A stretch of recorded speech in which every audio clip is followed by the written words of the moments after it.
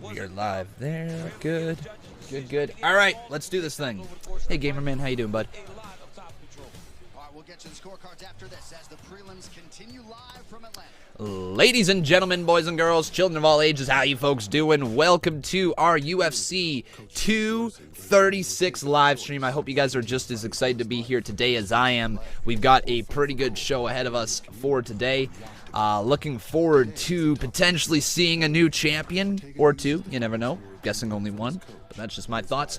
And then obviously the card is looking pretty good. As we are going on right now, though, we'll talk about all the fights that are going to happen. We'll kind of break them down, give our insights, what I think is going to happen, all that great stuff. But welcome everybody again to the live stream. I'm super excited, but here we go. It's time for a Conman certified roll call. So who do we got in here today? It looks like we got ourselves Sad Verk up in here. We got Rebecca Helfritz. We got Braden Sports. We got Gamerman over there in the Twitch chat, and it's saying you're not a subscriber anymore. Over here on Twitch, I'm not too sure why. Maybe you got to subscribe again. Carl Hickford up in here. We got Braden Sports. We got Daniel reaction videos up in here. We got Brendan Jodoin Paquette, Christopher Gomez as well. Daniel reaction videos. I said your name already. Gavin Goodwin, how you doing? Carl Hickford, welcome to the live stream. We got Ricardo Vargas as well in here. We got Millie over in the sports booth chat along with Paul Heyman 167. Guys, today should be fairly interesting, should be fairly fun, and I hope you guys are all excited for the card today. So obviously, you know, we got ourselves a pretty interesting fights ahead. You know, 4 really good fights, and the 5th one that I'm just kind of meh about. But honestly, it should be a really good card here today. We got the light heavyweight division, Ovince Peru versus Nikita Krylov. That's going to be a fun, hard-hitting match. You know, Ovince Peru, OSP. Right in there, he's a pretty good fighter. He should take the fight right to Krylov. But you know, Krylov, don't sleep on him, man. Don't sleep on him.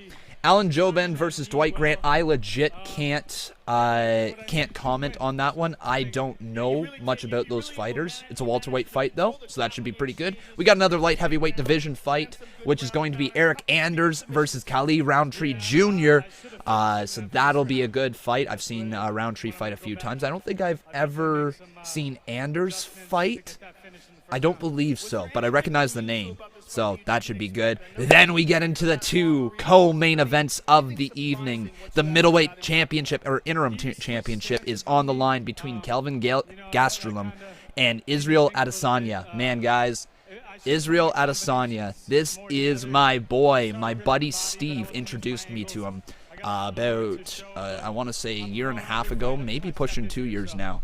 He introduced me to him then. I fell in love with him. I watched his fight. This is my boy. He is becoming a champion tonight. All right, then the main event in the lightweight division, the interim championship on the line between Max Holloway and Dustin Poirier. Hey, Jamie Todd, thanks for becoming a member, my friend. Yeah, man, Max Holloway and Dustin Poirier 2. They fought, I believe, 7 years ago. So that's pretty good. The Poirier won the first one, if my research serves me correctly. I definitely didn't see the first fight. I have never watched the first fight, and I wish I kind of did before I streamed today. That probably would have been helpful. Do your own research, Conman. But anyways, yeah, I didn't see the first fight, so I don't know the hype behind this fight in terms of what happened in the first one versus this one. But I will say this much, that the fight looks like it is going to be a good one. They're completely different fighters. And yeah, should be good. But look at that, Jamie Todd joining the Conman community up in here. Woo! Yeah. Oh, people saying the live stream cut off. Weird. We're back though. We're back here on YouTube from the looks of it. We're still live here. Definitely only down to 12 viewers though. So Let me say this much though, guys. If moving forward, we, I don't know if I should be saying this right now. Anyways, doesn't matter. I'll, you know what? Forget it. I'll say it. Yeah, moving forward, if these streams don't do well numbers wise, I will probably not continue doing UFC.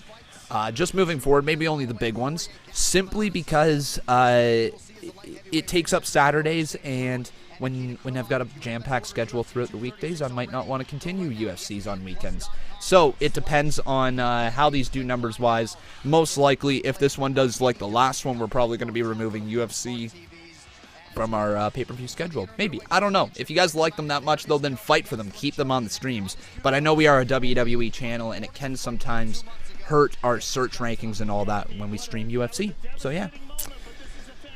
People saying that theirs cut off. That's okay. We should be back live here now. If you guys can see me, say hi. Say hi on YouTube if you guys are watching. And let me know, what fight are you looking forward to the most? Hey, Sophia, how you doing? Oh, man, Israel. Israel. He's so good. So good. The card's looking really good tonight, man, especially the co-main events. Israel versus Gastelum, that's going to be really good, and obviously Holloway versus Poirier 2 is going to be really, really fun. But man, oh man, how you folks doing? Welcome everybody to the live stream. It's welcoming everybody back. It looks like you guys are all tuning back in. It sounds like my stream kind of cut out. Let me refresh it, see if that helps. It kind of does. There we go. Oh yeah, if you guys are ready, let's get a hell yeah in here for UFC 236. Aw yeah. Criminal copyright infringement is investigated by federal law enforcement. Yikes, very scary message right now. Criminal copyright infringement. And punishable up to 5 years. When people ask me why don't I put the live stream on the show or on the screen, it's like, did you not just hear that message that was put at the start? Talking about 5 years in prison and a fine of $250,000. That's probably the reason why I don't put the show on the screen. But man, oh man, guys, we are ready to go right up in here. It's UFC 236. Let's get rolling up in here. We've already done the roll call there, Mr. Jamie Todd. Very excited for today. But again, guys, make sure you let me know which fight are you looking forward to the most. How are we only got 25 watches? The promise to be the best. When do I think Brock and Daniel Cormier will fight? Good question. So there was rumors that it was supposed to happen in August, I believe. At least that they were building towards August. And now it seems like it might be off the table from the last time that I heard. There's just a lot of questions up in the air, whether Brock Lesnar is going to go back to UFC, whether he's going to stick around for more WWE stuff.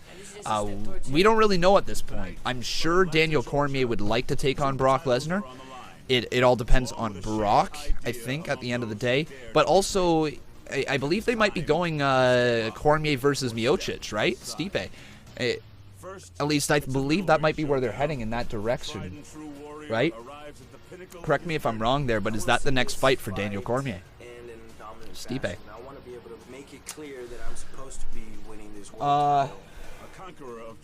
You got to do the Brock fight. I agree that you got to do it, but I don't know if it's going to end up happening, right? It all depends on the fighters. It all depends if timing's going to work out, if their schedules are going to line up. Obviously, Brock, if he's given the go-ahead, he's going to come back to UFC, right? It's just whether he can... It's also, you know, if Brock can slim down. I mean, the guy walks around at, what, like 260-something? He's a freaking mammoth of a man, right?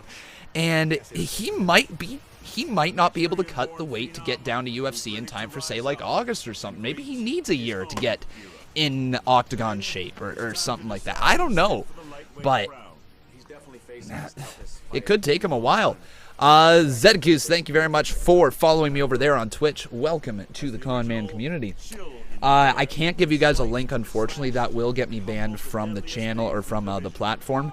But if you guys just kind of take a little look around on Google, I'm sure you can find whatever your heart desires. Reddit. What? Who said that? Anyways, 265 pounds as of WrestleMania is what Brock Lesnar walks around at. If you're going to try to cut from 265, what could he cut? What's the max end of heavyweight, right?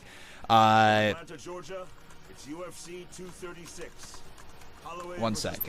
So the weight class is, yeah, so 200. Is it, hang on. That doesn't seem right. I think that I'm missing something here.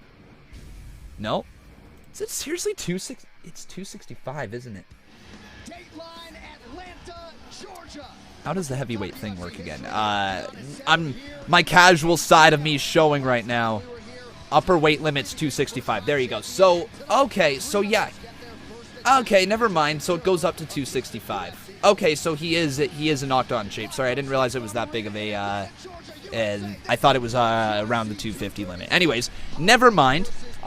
He could definitely make it, but you know, that's a friggin' task, man. That's a task. Yeah.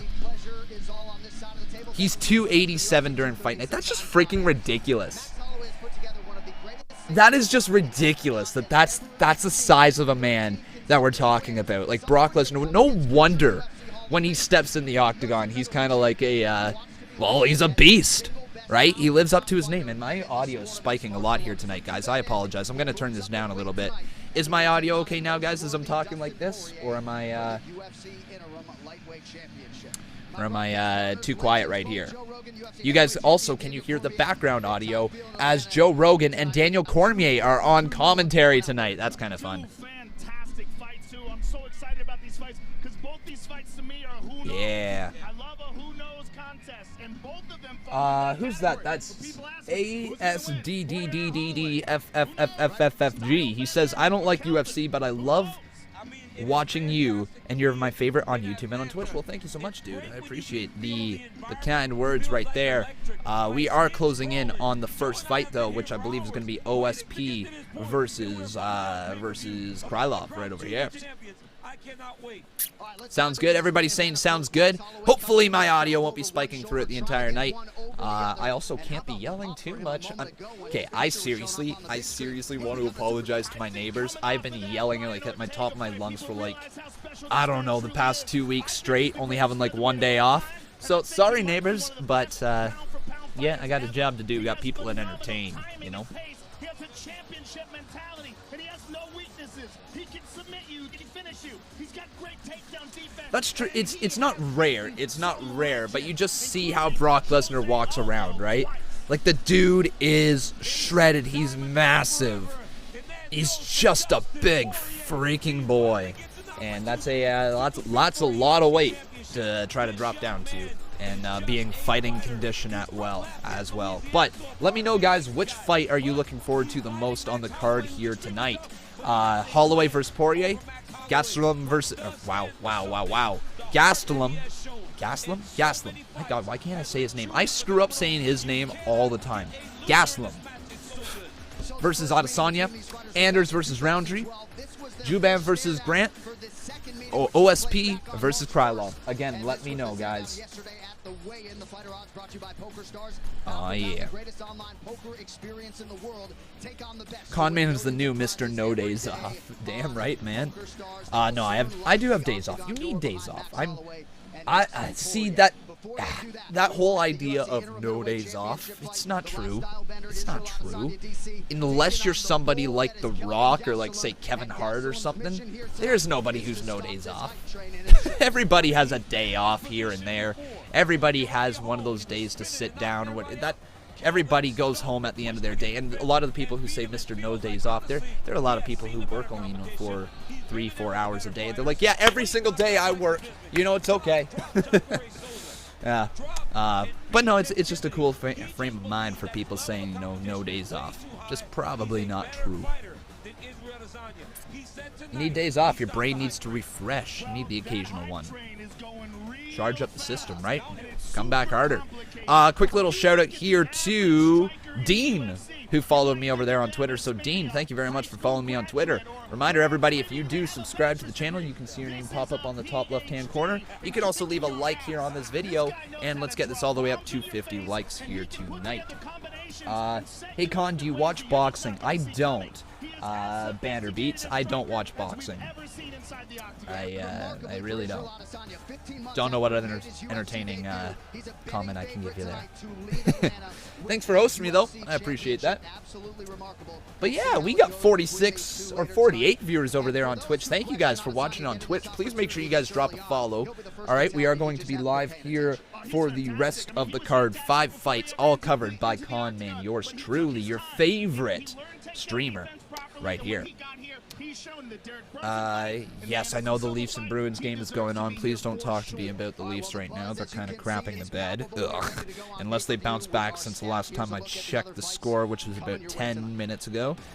And I don't believe... Nope, they're still down 3-0. Great job, Leafs. Great job.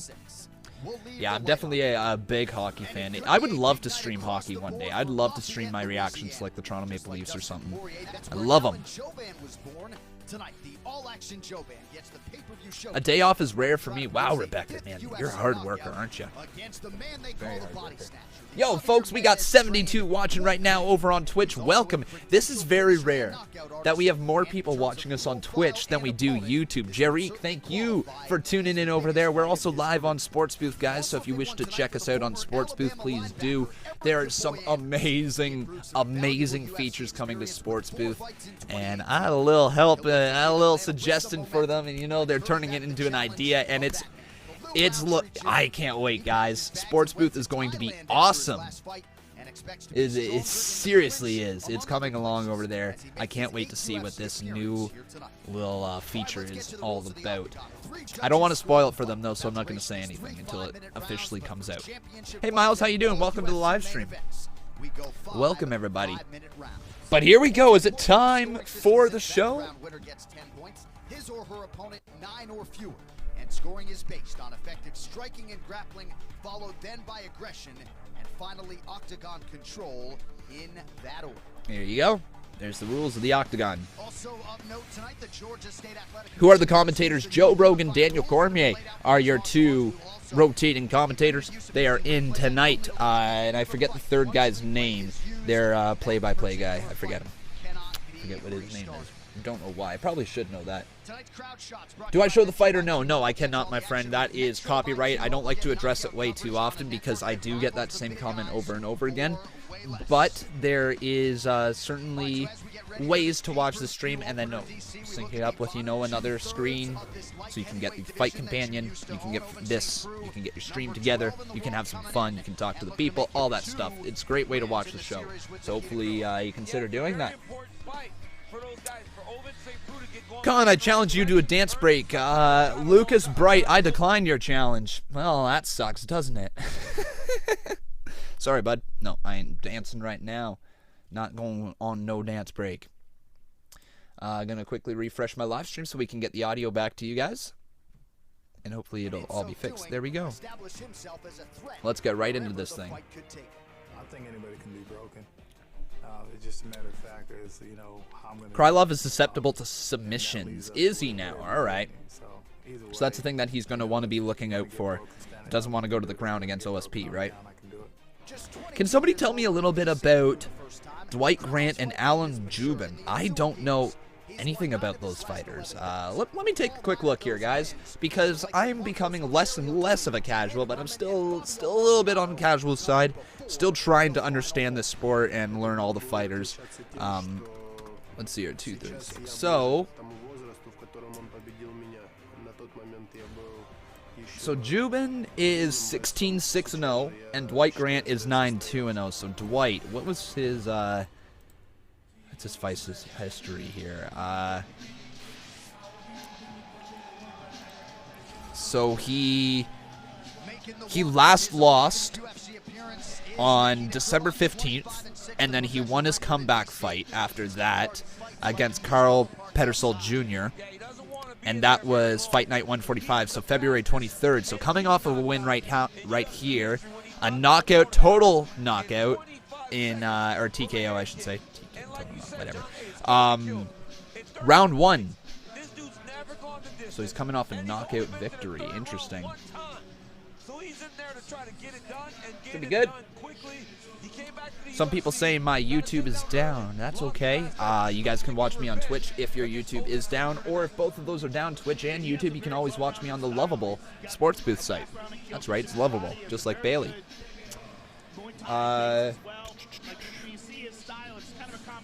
Juban is worth taking a look at. Is he the undersquad? All right, so he says Juban worth taking a look at. My God, my brain's not working here today. It's 10 p.m. and I've been sitting around all day twiddling my thumbs, waiting for the show. It's just been like, all right, please get here. Please get here. I had a little nap, woke up from the nap, felt great, felt rested, but then I was like, oh, shoot, now I'm tired for the stream. Tainted victory as it was, shots to the back of the head. Ooh, okay. Juban KO Jones in sparring, I think. Don't quote me on that. Did he now? Okay.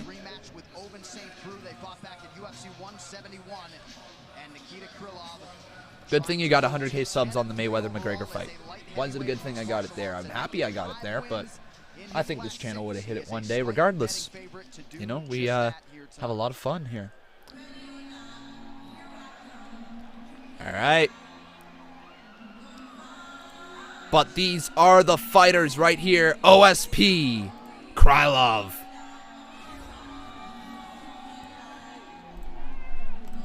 We're going to get the Twitter poll up for every single one of you for who will win. Hashtag UFC 236. Who's it going to be? Going to be Nikita Krylov? Or will it be Holloway, St. Peru? OSP. Alright, Twitter poll is now live, guys. Head on over there, twitter.com/Conman167. Vote in the poll for who you think is going to win.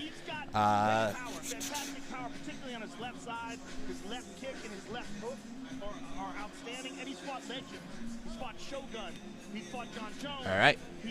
Once again, guys, twitter.com/Conman167. Vote in the poll. Let's get this thing underway. I'm ready for this one. OSP getting pumped up by his coach there. Talk about psyched up, man. Now, this fight could either be over right away, or it might go the distance. All 3 rounds. This is a non-title fight, so again, 3 5-minute rounds. OSP finished 18 of 23 wins, 11 knockouts, 7 submissions. This guy's pretty damn good, isn't he? He defeated Krylov by first round by submission at UFC 171. So this is a rematch. Okay. So this is a rematch from UFC 171. OSP versus Krylov once again. OSP won that first one. Here is the matchup. Not a bad thing, just saying you got the 100K. I certainly did, my friend. I certainly did.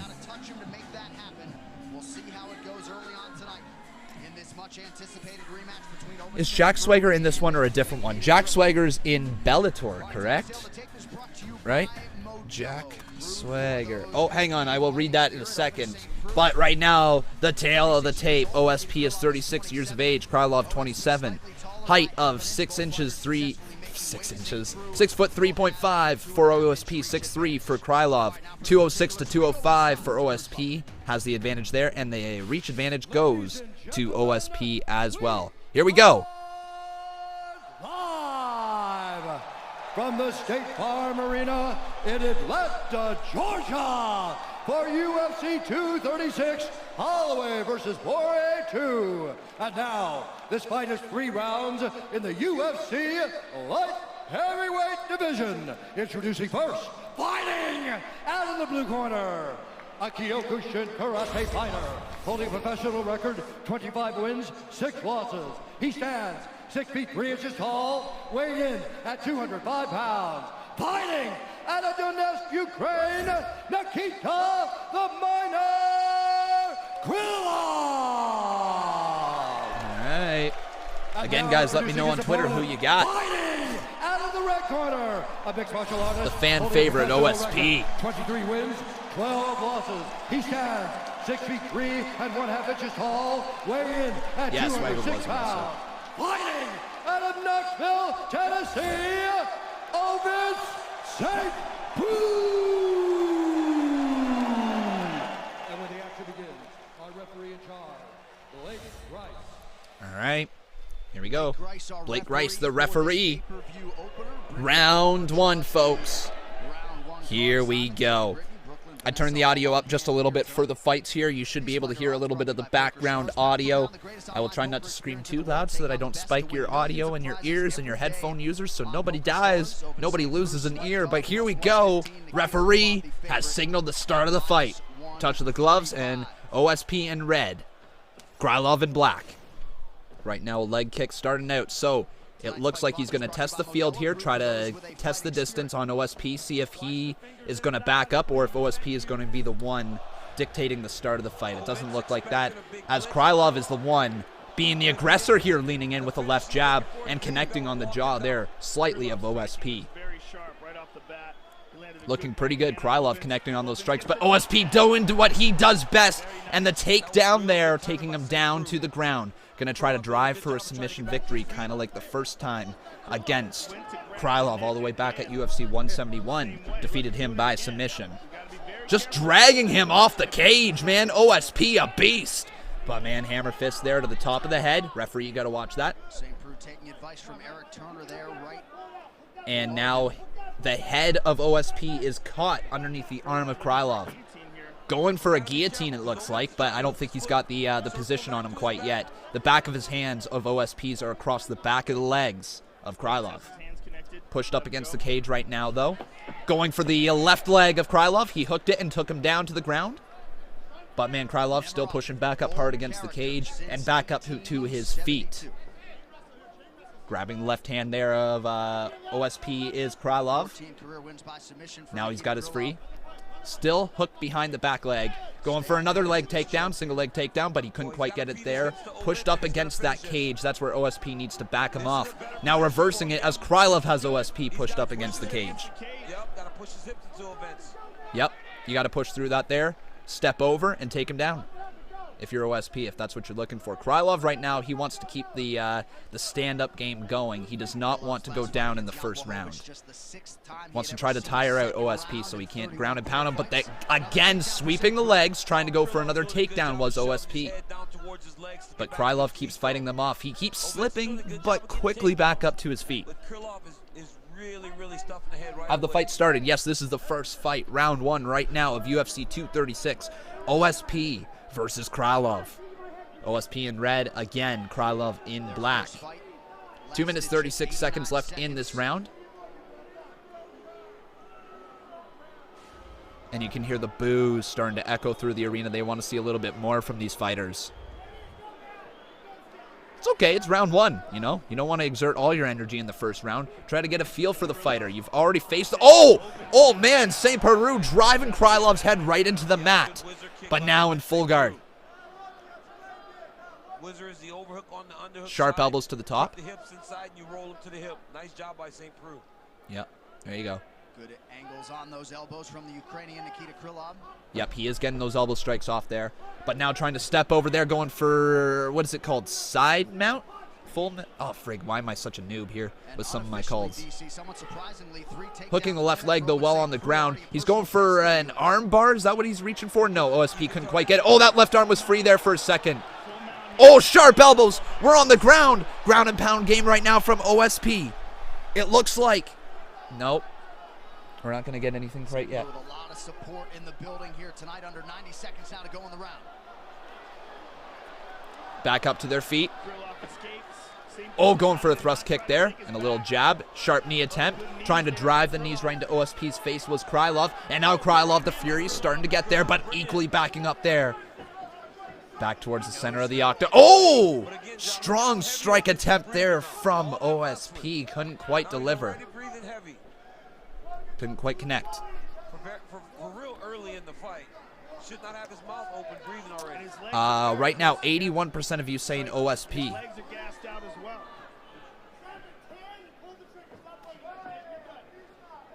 he's not standing in a very good defensive position. When your legs are very close together like that, it's very hard to separate and move quickly. Yes. You hear the commentators right now just trying to drive his left leg into the left leg of OSP. 30 seconds left here in this fight, or at least this first round here. Which in all actuality is a very bad position. What? John Tavares is injured? No, frig, did he get hurt?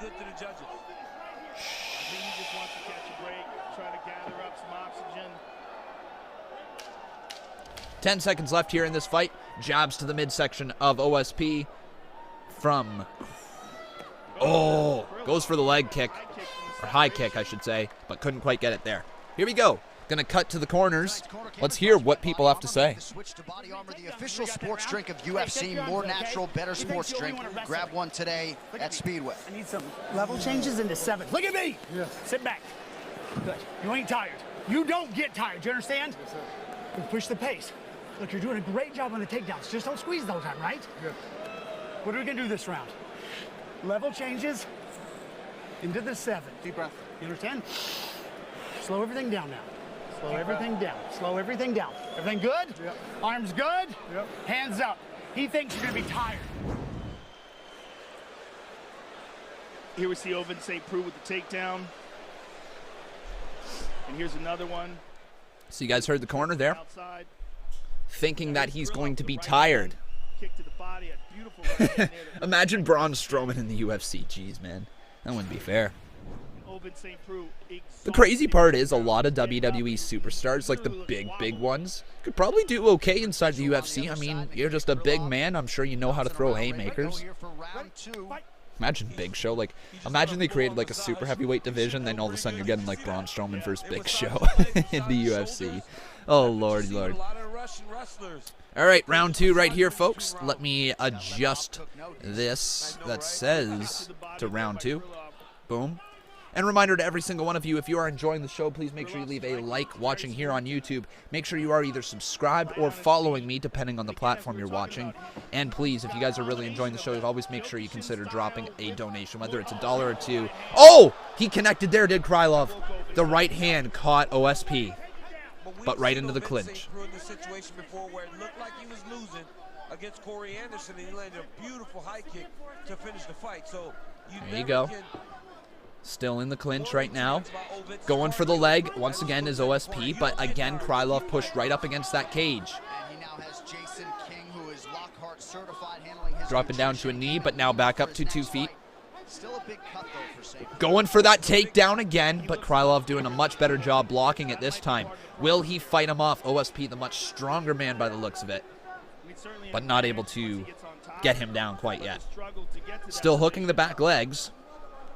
Oh, Krylov this time. Here we go. Nice little takedown there. And he's on top. And now delivering a couple shots there. OSP is in trouble. Flipping on over to his back. You don't want to be there. Is it over? I believe his hand. No. Oh, yeah, you gotta swing those hips back a little bit if you're going to get the rear naked choke locked in there. That's what Krylov was going for. His right arm is free. Left arm balancing him on the mat right now as OSP is in a tough position right now. You want to try to slide that arm underneath, but OSP trying to roll all the way over. Blocking it. Oh, hang on, trying to slide his arm right underneath the chin. No, OSP fights that one off. Really looking for the rear naked choke right now. Some sharp elbows coming right down. Vicious on the side of the head. Oh, is it in? Is it in? It might be in. It's under the chin. The rear naked choke is under the chin. Holy crap, 2 minutes, 46 seconds left here in the second round. The rear naked choke, is it fully locked in? I think it is. Is OSP out? No, I'm not sure if it's completely under there. OSP fighting out, but not too sure if it has slipped underneath the chin. I think it is now. I think it is, and there's the tap out. Krylov. Whatever his name is. I just called him Krylov. That's his name. There we go. Krylov's your winner with a rear naked choke. Damn. Huge win and very impressive. I mean, he looked fantastic. He had that one takedown, man. The one takedown. Great. His stand-up looked sharp and smooth. And here's your first winner of the pay-per-view, guys. All right, let's look. Krylov This fight replay is brought to you by is your winner. Coup de grace has told you. Well, dude, you certainly did. Twitter did not agree with you, but you know what? Doesn't matter. Twitter was wrong. 28% of you were right, though. 72% of us were wrong. I was going with him as well. So, yeah, I was wrong as well, folks. Krylov moves up the division even further. What do you think's next for him? What do you think would be the next thing for him? I wonder if we're going to get an answer here. So you got somebody in mind? So once it is official for Nikita Krylov, it'll be his 7th UFC win, 15th career win by 7th UFC win already. 26th overall finish in MMA. This official decision brought to you by Metro. Not too shabby. That's a solid fight. Krylov looked good, and OSP's no slouch, right? Here's the official decision. Ladies and gentlemen, referee Blake Price has called a stop to this contest at 2 minutes, 30 seconds of round number 2. Declaring the winner by submission due to a rear naked choke, Nikita the Miner Krylov. There you go. So Nikita Krylov has now won 5 of his last 6. No post-fight interview. Right. And that should get him a big fight maybe sometime this summer in the light heavyweight division. All right. Let me know, though, guys. Who do you think he's next in line for? Not ready for a title fight yet, obviously. But who would be a good opponent, a good fight for Krylov next? In the light heavyweight division. Like they were just saying, he could be in line for a big fight come this summer. What would be a big fight? Time to ask every single one of you guys. Let me know in the chat right now. Oh, wait. In the UFC's light heavyweight division. How about that guy in terms of light heavyweight company? Thiago Marreta. Mohammed saying, yo, man, enjoy the show. Question to you, though. Outside of the co and main event, is the other 3 fights good? Well, the one that we just saw, yes. That fight I was actually excited for. OSP is obviously, you know, he's just fun to watch all the time. All of his fights are usually entertaining. I don't know much about the Juban and Grant fight. I really, honestly, truly don't. Roundtree is great to watch inside the octagon. Again, I don't really know much about Eric Anders, but I have heard his name quite a bit. And then, obviously, the 2 main events, the co-main events, are fun. Gustafsson, I don't mind. That's Gustafsson. Is he that weight class? Hang on one sec. This program is sponsored by Bet365. Weight class. What is he? Alexander Gustafsson. He is a yeah, light heavyweight. Okay, so I just wanted to make sure that it's not a bad one. Gustafsson's he's solid, right? He's pretty solid. So, just imagine if you insured might be a tough one. cars with us, how much you could save. People saying Johnny Walker. See Johnny Walker here. Recommended provider for car insurance. Go direct to lv.com. So Johnny Walker. What's his record? Does it say the record right here? 3 losses. 17-3. Well, you might be onto something there, Johnny Walker. He's light heavyweight as well, correct? Yes, light heavyweight. He's number 13 in the UFC light heavyweight rankings. 2 weeks before you fly. Let's get you that's not bad. at all protected. That's not. That could be a nice little stepping stone fight, right? Both of them could look to advance up the card. You could save. Go to fluid.co.uk today. The Casper mattress. That's not a bad fight. In a box, developed by a dedicated engineering team, dreamt on by you. Try it for 100 nights, risk-free at Casper.com. Yeah. Undersquad says I'm not an expert, but I'm well versed, and it would be a big step up. But right about OSP. Yeah. I see what you're saying. Because they are kind of comparable, right? Both bigger men, both stronger men. Quick, think. Restore some order. Find out maybe. more at quickquid.co.uk. Bet365 is the world's favorite online betting company. Con versus Bob in UFC. All right.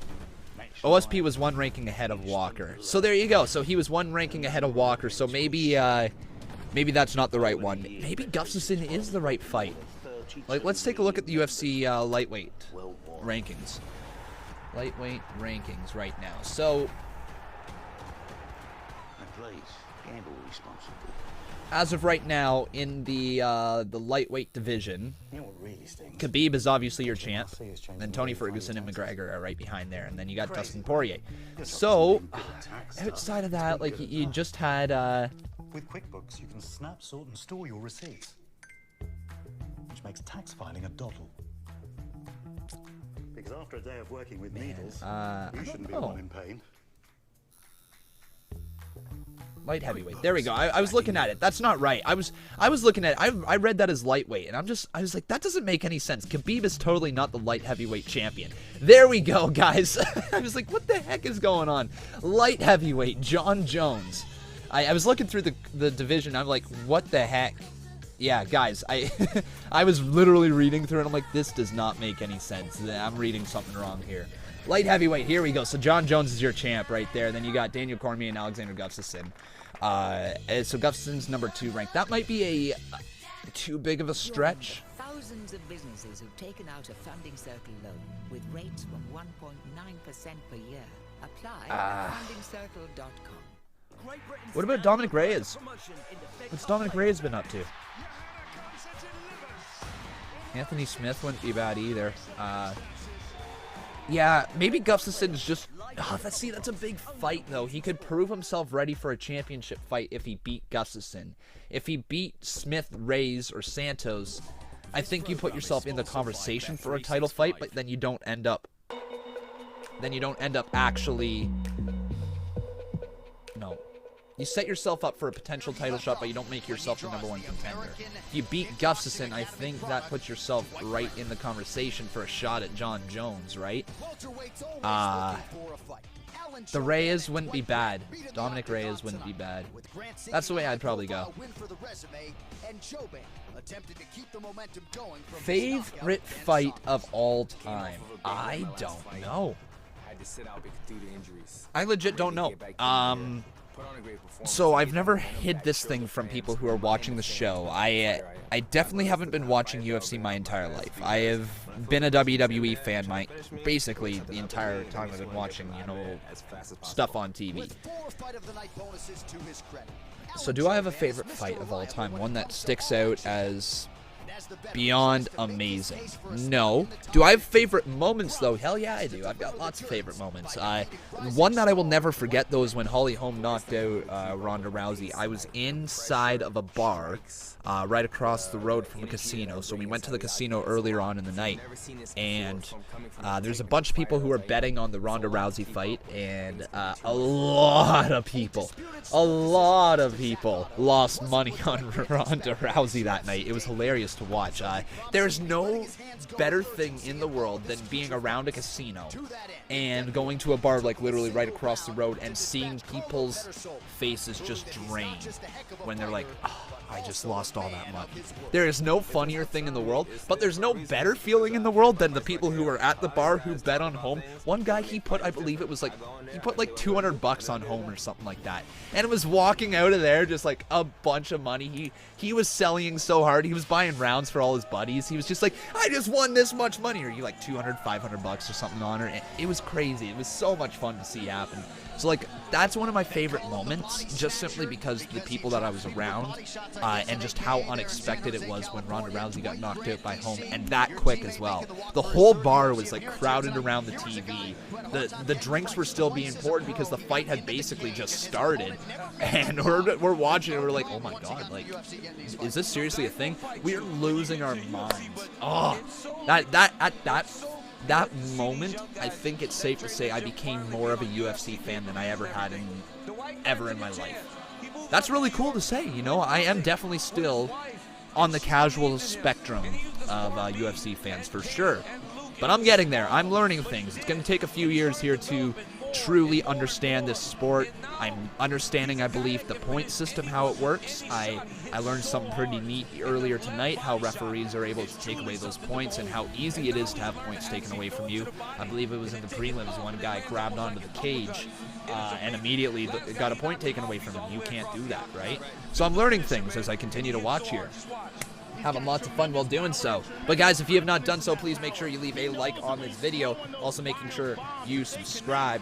to this channel. If you guys are watching over there on Twitch, please make sure you drop a follow. Coup de grace saying read my last comment. So, coup de grace, one little thing I should say, man. Definitely don't be saying read last comment. Just try to post the comment again here and there. That way I don't have to scroll up in the chat. But coup de grace says, Gus has a fight lined up. He was the one and only man to take down John Jones, and he came the closest to beating him. He came pretty close to beating him for sure, but what's his fight that he has lined up? You just said that he's got a fight lined up. Against who? Oh, yeah, when Silva shattered his leg, that was nasty. Oh, that's not a fun thing to watch. Ugh. Lionheart Smith. Okay. All right. So cool. So he's fighting...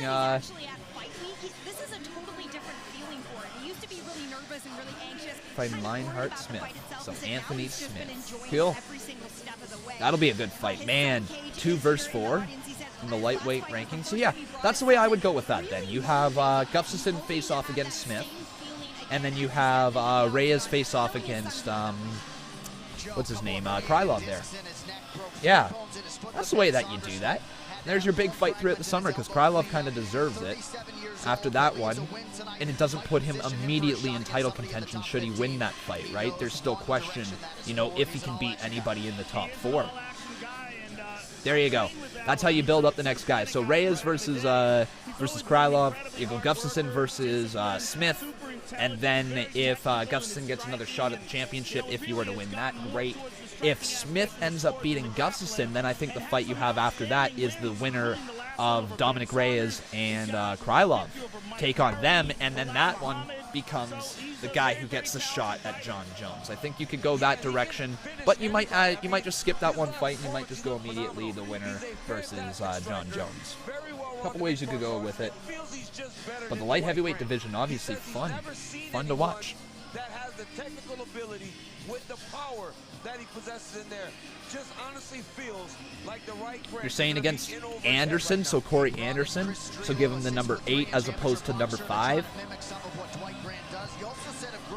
Definitely an upgrade over the number 12 OSP. Dan Daniel, thank you very much for, or Da Daniel, my bad. Thank you very much for following me over there on Sports Booth. Welcome to the live stream. But here we go, folks. Fight number 2 is underway. The tail of the tape. 37 years old for Alan Juban. Dwight Grant is 34. 6 foot for Juban. 6'1" for Grant. 171 to 171. And the reach is 73.5 for Juban. 76 for Grant. Ladies and gentlemen, this fight is 3 rounds in the UFC welterweight division. Introducing first, fighting out of the blue corner, a mixed martial artist holding a professional record, 9 wins, 2 losses. He stands 6 feet 1 inch tall, weighing in at 171 pounds. Fighting out of San Jose, California, Dwight the Body Snatcher Grant. There you go. And now introducing his opponent, fighting out of the red corner, a striker holding a professional record, 16 wins, 6 losses. He stands 6 feet tall, weighing in at 171 pounds. Fighting out of Los Angeles, California, by way of Lafayette, Louisiana, Alan. Oh, he's from Lafayette, Louisiana? Boo! Boo!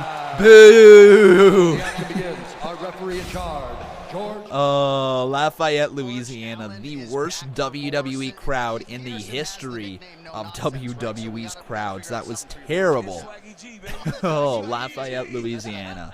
Screw that. All right. Here we go, guys. Let's do this thing. Who do you guys think is going to win? Let's get this Twitter poll up for each and every single one of you for who will win. Hashtag UFC 236. Let's get Dwight Grant. Is also very powerful, especially when he's fighting someone that's a southpaw. And Alan Juban. So, apparently Grant is very strong when he fights somebody who is a southpaw. I guess his style just works well against southpaws. Cool.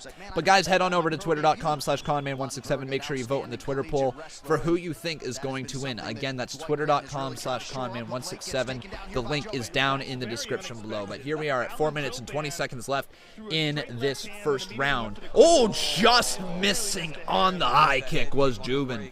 Grant in the blue trunks, Juban in the black. And man, that high head kick just missed there. Oh, Grant firing away though, but Grant going right into the clinch there, and Juban backing up from it. He's leaning in, man. These guys are throwing bombs here early on. Very careful as he engages with Dwight Grant. Okay, so he says be very careful as you engage with Dwight Grant. That means Dwight Grant could catch you at any moment's notice. He could catch you sleeping, he could hook you with a left or a right and knock you the F out, right? Oh, man. Punch right there. Another punch. A third punch. Very good at making in-fight adjustments and capitalizing on in-fight momentum. He felt like those things. Oh, center. These guys still feeling each other out. Testing the. Oh, Grant just missed with that left haymaker. At times, Dwight can overextend himself because he's trying to throw so hard. He needs to stay within himself. That's a very good point there from the commentator, saying that he does overextend himself sometimes, leans too far in, and that could be his downfall. He could get caught here. Ooh, kick to the inside of the leg there. The right leg is forward in his stance. Juban. Constant head movement. Nice to see. Nobody looks pretty tired at this moment. With 2 minutes 53 seconds left here in the round one. It's just so different with Grant because he's throwing from positions that don't. Oh, Grant just missed there, folks. He's got so much power in his strikes, and it comes out of nowhere, and you don't expect. Oh, like that, he connected right there. You saw Juban get absolutely rocked. How did he catch him with that uppercut? Man, Juban's got a jaw on him right there, my friends. How did he not just collapse right in on himself? I don't even friggin' know, but man, he's standing tall. Barely seemed to have phased him there. Grant looking for that counter strike though. He's looking for Juban to step in with his left, and then he tries to connect on the right side of his face. It's a very interesting strategy here. He's got those outside hooks coming in as Juban steps in. You can see how Juban's always trying to drop down. He's got his right hand up on the side of his head, trying to block that every time he steps in, but he's trying to fire with the left hand, and they mentioned that at the start. He is good against southpaws, and it's obvious because he can fire with his right hand. Beautiful inside leg kick by Juban. Oh. Saxon Muay Thai trained. If Juban wins, it's by KO. If Grant wins, it's by split decision, you think. Okay. Interesting. Because right now, I would say that Grant has been having the better fight here early on. See the one for. Oh! Grant just missing on that one as well. You want the volume raised up just a little bit more? We can raise it to there. That's about as high as I can raise it, okay, man? Come around your shoulder. You don't see them coming until they're on your face. Ooh, Juban goes up high. Got a minute left here in round one.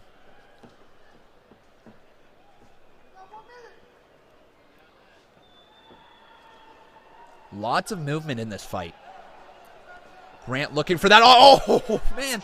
Again, Juban, when he advances, Grant is swinging for the fences, but Juban is the one being the aggressor here in the final minute. Constantly stepping forward, and Grant is always on the back pedal. If he's leaning forward, man, that's where most of his strength comes from. Going for the inside leg kick right now. High kick blocked. Nice block there by Juban, getting those hands up. Oh, Grant's off balance. Ooh, but again, guys, what the commentators were talking about, how Grant can catch you from an off balance, from a position you don't expect. He was literally leaning back like this, and he met the uppercut. He almost connected, too, there. Final 10 seconds here. Going for that uppercut one more time. High kick misses there. Once again, going for the knockout blow. 2 seconds, and there's the end of round one. Audio issues? No. I don't believe so, guys. Can you guys hear everything fine going on right now? I hope so. Let me know if the audio's fine. We're turning up for the corners here. How you feeling? Good. Good? Hey. You see him trying to hit you with that check hook. He's trying to time you with that check hook. So give him those feints so he can throw it. Zach Hapgood, thank you so much, my friend. He says, just joining the stream, kicking back, having a few brews with my buddies, watching the pay-per-view, feeling good, so sending a dono your way. Thank you so much, my friend Zach. Hope you're having a great night. Have a beer for me, Set up with those nice feints. Keep that fucking hand glued to your head. I like knowing the time. It's good. Okay? One more to the inside. You saw how much that hurt him. Now it's just There we go. Right here, you see the inside kick from Dwight Grant. Right here, boom, left hook. Watch your right hand follow. Wow, it was crazy that Juban took this. All right, let's roll this $5 dono from Zach. Thank you so much, my friend. Wasn't expecting to get any donos tonight, so that is really nice to see as the YouTube community, the Conman community, coming on out here. Mr. Adidas saying, can I purchase this on YouTube? No, but you can head on over to UFC.com, and they have many, many ways where you can purchase it right there. Watch it in HD and all that great stuff. Here we go. Let's get on with round 2. I will update this in just 1 second. Let's put the $5 dono up here for Zach Hapgood. Thank you, dude.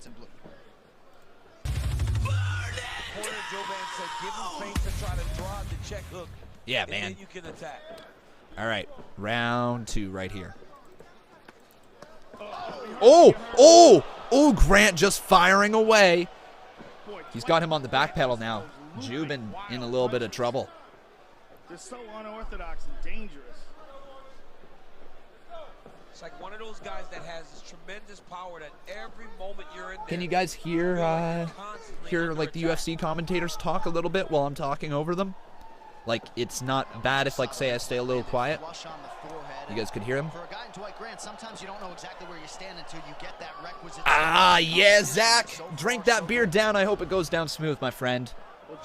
Oh, please tell me you're getting, like, some good beer. Like, please tell me you're not getting some Coors Light or something like that. Come on, get a Budweiser in you, or get a Canadian in you. Get a good old Canadian, a frosty Canadian there, bud. You're Canadian, I see, so you got to get a Molson. Got to get that Molson in you. Thank you so much, though, dude. I appreciate the $2 dono. Oh, man. 3:35 here left in this fight. Can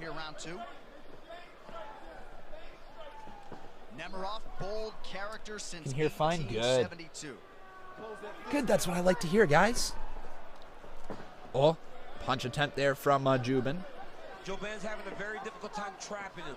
He's allowing him to evade and get out of the traps that he's trying to set because he's following Grant. He's not cutting him off. Yeah, oh.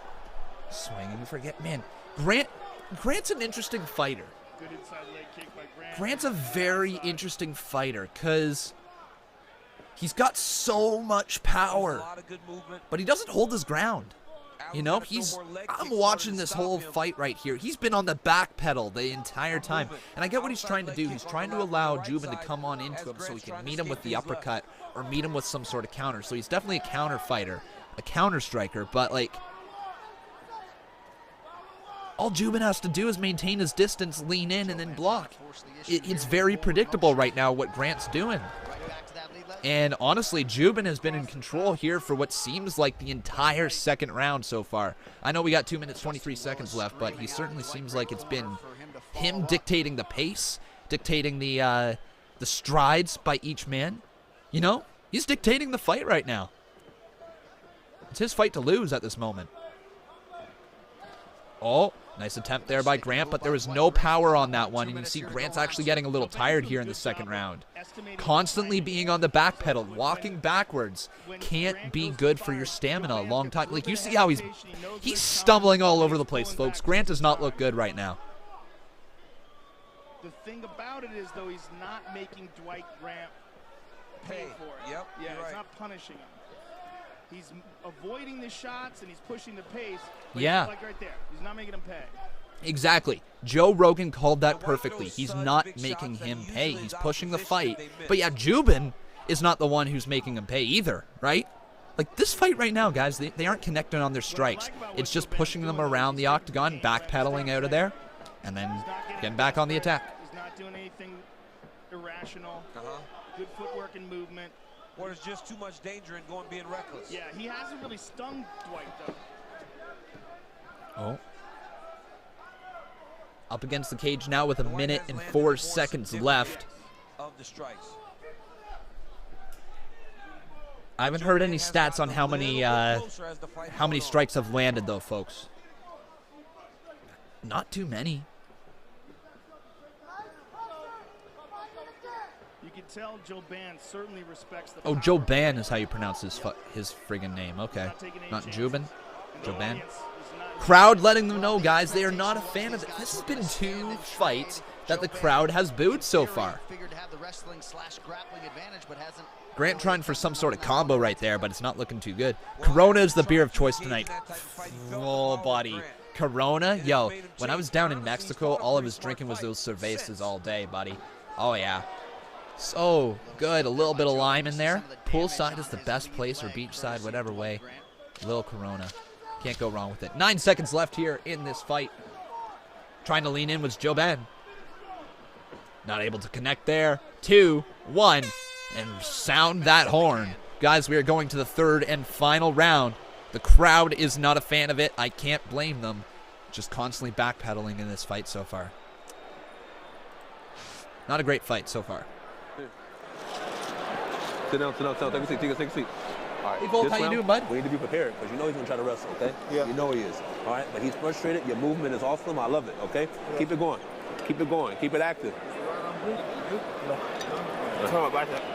So you're chasing him, though. You're not cutting him off. Okay. Cut him off. Okay. Step hard to your right and cut him off. Throw some feints, because all he's against the cage, all he's trying to do is that check left hook. Yeah. That's your opportunity to fucking go in straight left if you want. There you go. Relax. Okay. Corner giving him some fight good the advice. same way you've been fighting. Capitalize on some of those power opportunities. Yeah. Keep that fucking hand up. Yep. You're stalking him down perfect. Perfect. Another inside kick, and that hurt it again. So inside kick. Look for the inside kick, basically, for Juban. He's looking for the inside kick here inside the 3rd round. This is the 3rd and final round, guys. Let's get this going. Give me your thoughts. Who do you think wins this one? Say their name in the chat right now. Who you think is going to win? Is it going to be Grant or is it going to be Juban? Is he French? I don't know. But Juban, for sure. Let's get it. 3rd and final round. 5 minutes on the clock here. And look for the inside kick. That's what Juban is going to be looking for. He's also looking for Grant to step in. To the big explosions of Dwight Grant. But when you're rating damage, like significant strikes, you're going off. Oh, yep, Grant's got his active hands again. He's got a little bit of energy back in him. He's starting to push it a little bit more, but again, on the back pedal. Grant, hold your ground, man. Hold your ground. Oh, did he connect there? I think he might have just got a little bit through. Just grazing the face of Juban, but he backed out of there just in time. The corner of Juban said it. They said you're not cutting him off. You're following him. Take advantage of some of those power opportunities. They wanted the straight left. Yeah, they did say keep moving. I love what you're doing. I don't like the style of Grant right now. I don't think he has been all that impressive. He's got power, but hasn't impressed me here tonight. I mean, it kind of seems like did he connect? Did all those get blocked? Yes. Did Juban seriously block every single one of those? I know Grant connected on one earlier. But outside of that very first takedown, Juban hasn't even attempted to take Grant down. That is true. Yeah. Outside of that very first takedown, as said by the commentator, there's been no attempts for a takedown by Juban. That was a quick high kick. Yes, and nice. Crowd booing them again. A lot of people say those don't land, but even if you block them a little bit, they still put damage on you. That is very true. Stepping forward, though, Juban is pushing the fight here again as Grant continues to back up. Those leg kicks, though, that Grant is throwing out seem to sting Juban just a little bit more. But Juban not going for the leg kick there. Nice little block. High. Oh! Nope, Grant didn't connect. Juban needs to get some offense. Yeah, Juban's done nothing in terms of swinging the fist. He's pushing the fight, but he's not taking advantage of Grant. This is just not a good fight. This really is just not a good fight. This looks like two guys who are scared to get in there and swing. Two guys who are scared to get hit right now. That's the way it looks. Like, this is not good. This is not a good fight, guys. Right now, it's really not. What was that attempt there by Juban? Did he connect? Oh, my God. Did he catch him? Yeah, I think he did, too. It's not Shot City. Groin shot right there. That one a little bit low. It looks like he tried to knee in the foot. Is Grant going to be okay? It looks like he's going to take all the time in the world that he needs right here as the right. Oh, yeah. Oh, my. Oh, he got caught there. Yep, Grant got caught. Oh. Oh, that hurt. Yep, that just hurts looking at, man. Ah, not Shot City. Friggin' hell. You don't necessarily get that for an eye poke. Whew. Is he going to be okay to go here? Take his sweet time here? Yeah, you take your time, man. You just take your time. You got 5 minutes. So you have up to 5 minutes. Sometimes you feel the urgency from the crowd. You know. Yeah. Ready? Stay right there. Stay right there. Here we go. Back in. I'm just watching the ref the whole time, just kind of kicking back. Like, I love the guy. He does have style. That's hilarious. Them pointing out the referee, how he just kicks back. That's hilarious. He does have style. You're right. That's hilarious. Juban's picking up the pace here. Live chat here on YouTube is dead. You guys still watching? But can't run into one of those check right. I sure hope so. If you guys are watching, please make sure you leave a like here. 2 minutes left in this fight. The window is small. He's got some work to do here in the final 2 minutes. Pushing forward there. 37 years old, hoping to crack that top 15, maybe make one final run.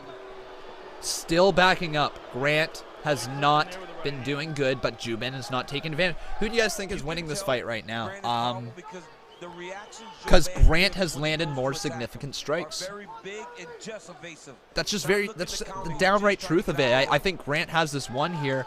He's landed more significant strikes. I know Juban has been pushing the fight here, but he hasn't taken advantage. He hasn't done like any damage. He's just tired Grant out. Other than that first takedown, what does he have to his name right here, right?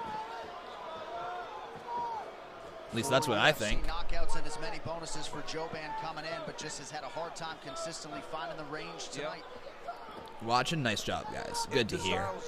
Very odd form. Attempt right there to land a shot, but can't quite get it. Big dip as he throws a punch. His head's off the center, and not as you usually expect the guy's head to slide off the center line. Trying to step in. Nope. 40 seconds left. This is a poor fight. A strong attempt there by Juban, but just backstep by Grant. What he's been doing all fight. Just backstepping out, backpedaling away. Look at this backpedal. He's running away from the fight at the. He's just. Yep. Yeah, and Juban is cornered on a little bit in this round. Oh, nice attempt there by Grant trying to finish it. Nice takedown attempt, and he switches. Oh, he's going for the finish. Going for the finish. He knows he's got 9 seconds left. Going for the rear naked choke. Can he get it? Can he get the rear naked choke? Trying to finish this fight here. Trying to finish it too, but he can't finish the fight. Other than that last minute flurry, not a good fight. Grant wins. No. Offering up an apology to the fans here in Atlanta. They go the distance tonight. This fight replay brought to you by Nemerov Bold Character since 1872. Jeez, man. Go ahead. That's Takedown from Juban early on in the fight, and here's the inside leg kick. Look, this is not the most eventful fight in the world, but it was a technical fight. Juban did a smart thing to avoid that. When he got hit by those big shots early in the fight, I think that was a bit of a wake-up call. I think I agree. Yeah, it did seem that he was going for more what's it called? More strike attempts there at the start, but then he ran into a few fists there by Grant. But yeah, geez, man, look at this. There's what, 14, 20, 30 strikes landed for Grant, 11, 21, 28 strikes landed for Juban. So it's really close. Like, much happening the rest of the way between Juban and it really didn't land much, guys. Not the greatest fight. Not an eventful fight for sure by any means. Saying that it was a technical fight, sure, I guess there was a bit of strategy behind it. Backpedal and counterfight versus push the offense. But still, Wasn't very good. Here's the official decision. N2E1C1R20 saying he wants his money back. Do you now, my friend? Let's wait until we see the 2 main events before we say we want our money back. First fight wasn't bad. Wasn't great, but wasn't bad. You know? Here we go. Official decision time. Take it away there, Mr. Network that rivals the big guys for way less. With those scorecards now is Bruce Buffer.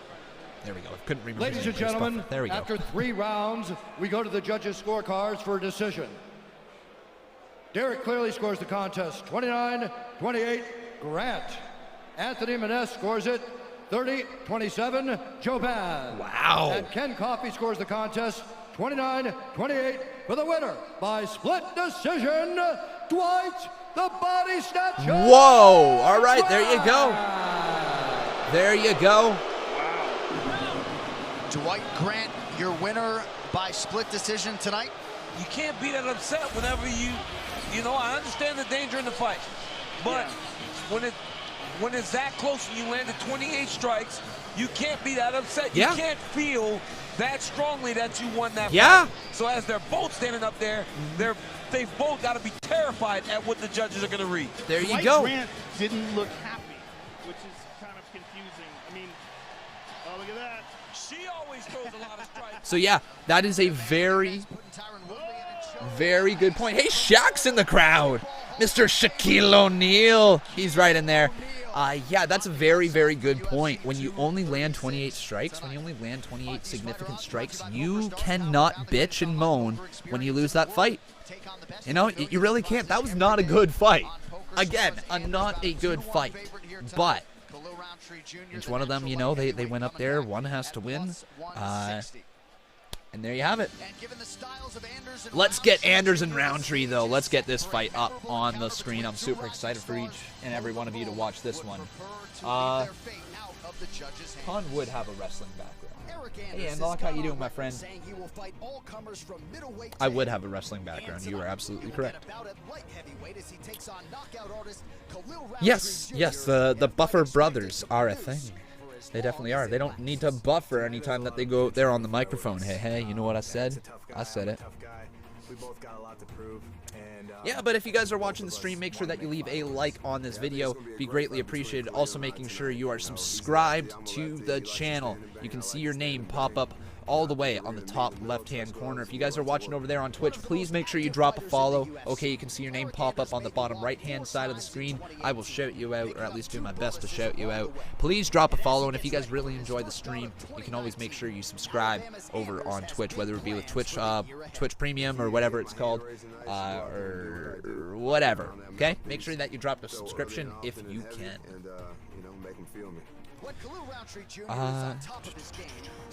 Average card so far. Yep, I agree. Average card so far. First fight was nothing to write home about. Second one was not good.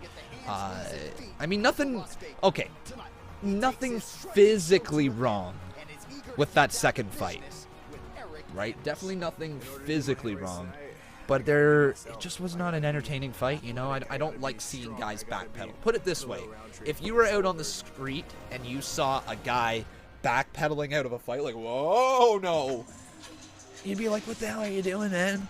Like, stand there and fight. If you're running away in circles the entire time you're trying to lay fists on each other, it's just like, what the hell are you doing, man?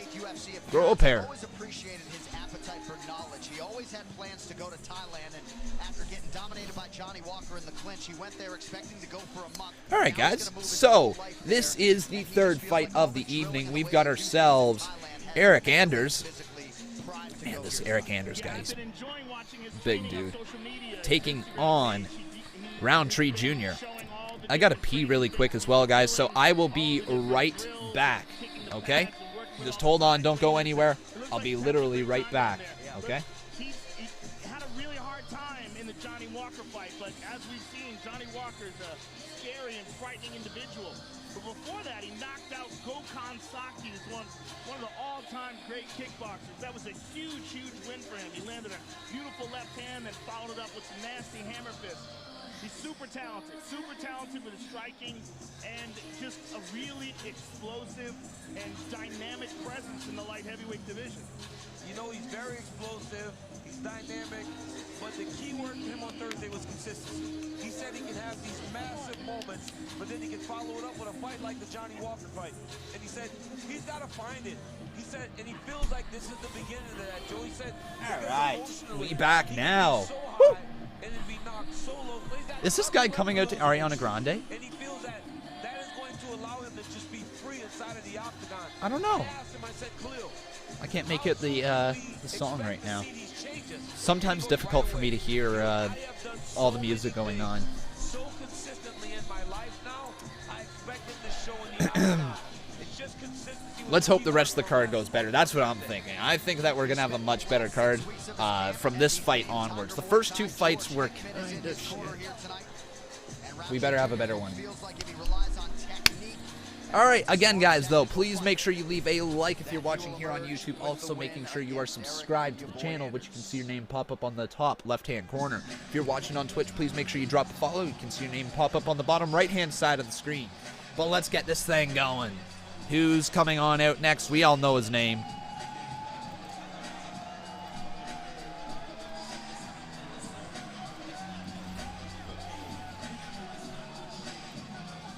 Eric Anders. He's out here now. We got 90 watching over there on Twitch. Welcome, you guys. Awesome stuff. Welcome, everybody, to the Twitch live stream. I hope you guys are all enjoying it so far. We've got this next fight coming up. It is going to be a 3-round fight. Non-title. 3 rounds, 5 minutes in each one. As Eric Anders is now coming to the octagon. Got them flippity-flops on. And this guy's a beast, man. That's a scary, scary, scary man. All right, Eric Anders comes at you in an alleyway. You are running for your life. Look at this man. So he's got a football background. Cool.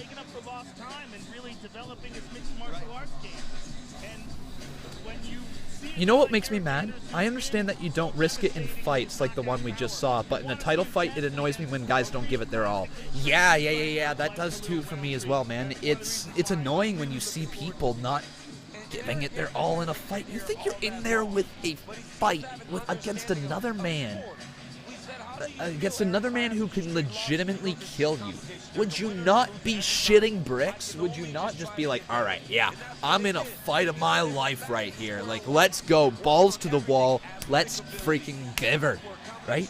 You wonder why people sit back in those fights. I will not understand it. Here we go, though. Tail of the tape. Let's do this thing. So, Eric Anders is 31 years of age. Roundtree is 29. Anders 6'1". Roundtree 6'1". 205 pounds for Anders. And Roundtree is 206. 75-inch reach. 60 or 76.5-inch reach for Kali Roundtree. Let's do this thing. 3 rounds in the UFC light heavyweight division. Introducing first, fighting out of the blue corner, a mixed martial artist holding a professional record. 8 wins, 3 losses, 1 no contest. He stands 6 feet 1 inch tall, weighing in at 206 pounds. Fighting out of Las Vegas, Nevada, Khalil Roundtree Jr. And now introducing his opponent, fighting out of the red corner, a mixed martial artist holding a professional record. 11 wins, 3 losses. He stands 6 feet 1 inch tall, weighing in at 205 pounds. Fighting out of Birmingham, Alabama, Eric, your boy, Anders. And when the action begins, our referee in charge, Jason Herzog. Love hearing Buffer say "ya boy." Jason ya boy.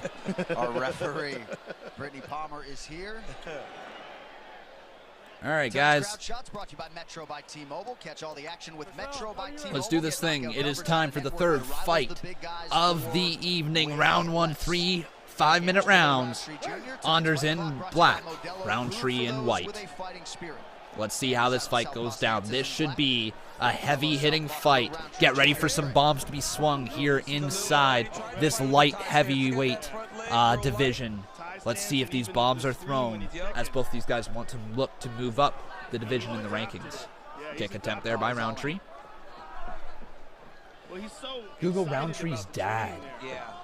Really? Maybe we'll do that later. Maybe not right now. Maybe to kill the time between the next fight. But I sure hope that this is going to be a better fight than the last one. I really do. Better fight than the first one even. That'd be ideal.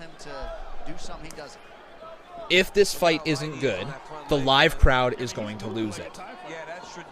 You know, the live crowd has already booed the first 2 fights that have been on tonight. You just hope to God that this isn't going to be like a 2-fight card. You hope at least this one delivers. Right? I mean, anytime that you have a championship fight, it at least is somewhat entertaining because you got a championship on the line. You got the added stakes. You got 5 rounds, right?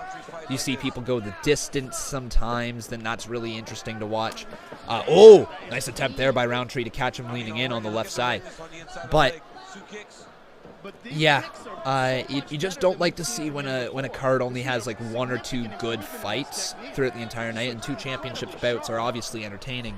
But you need this 3rd fight to be entertaining because the crowd is starting to get a little bit stir crazy. They had some good prelims, but the first 2 main card fights have sucked in terms of you know, entertainment value. Technically wise, they're fine.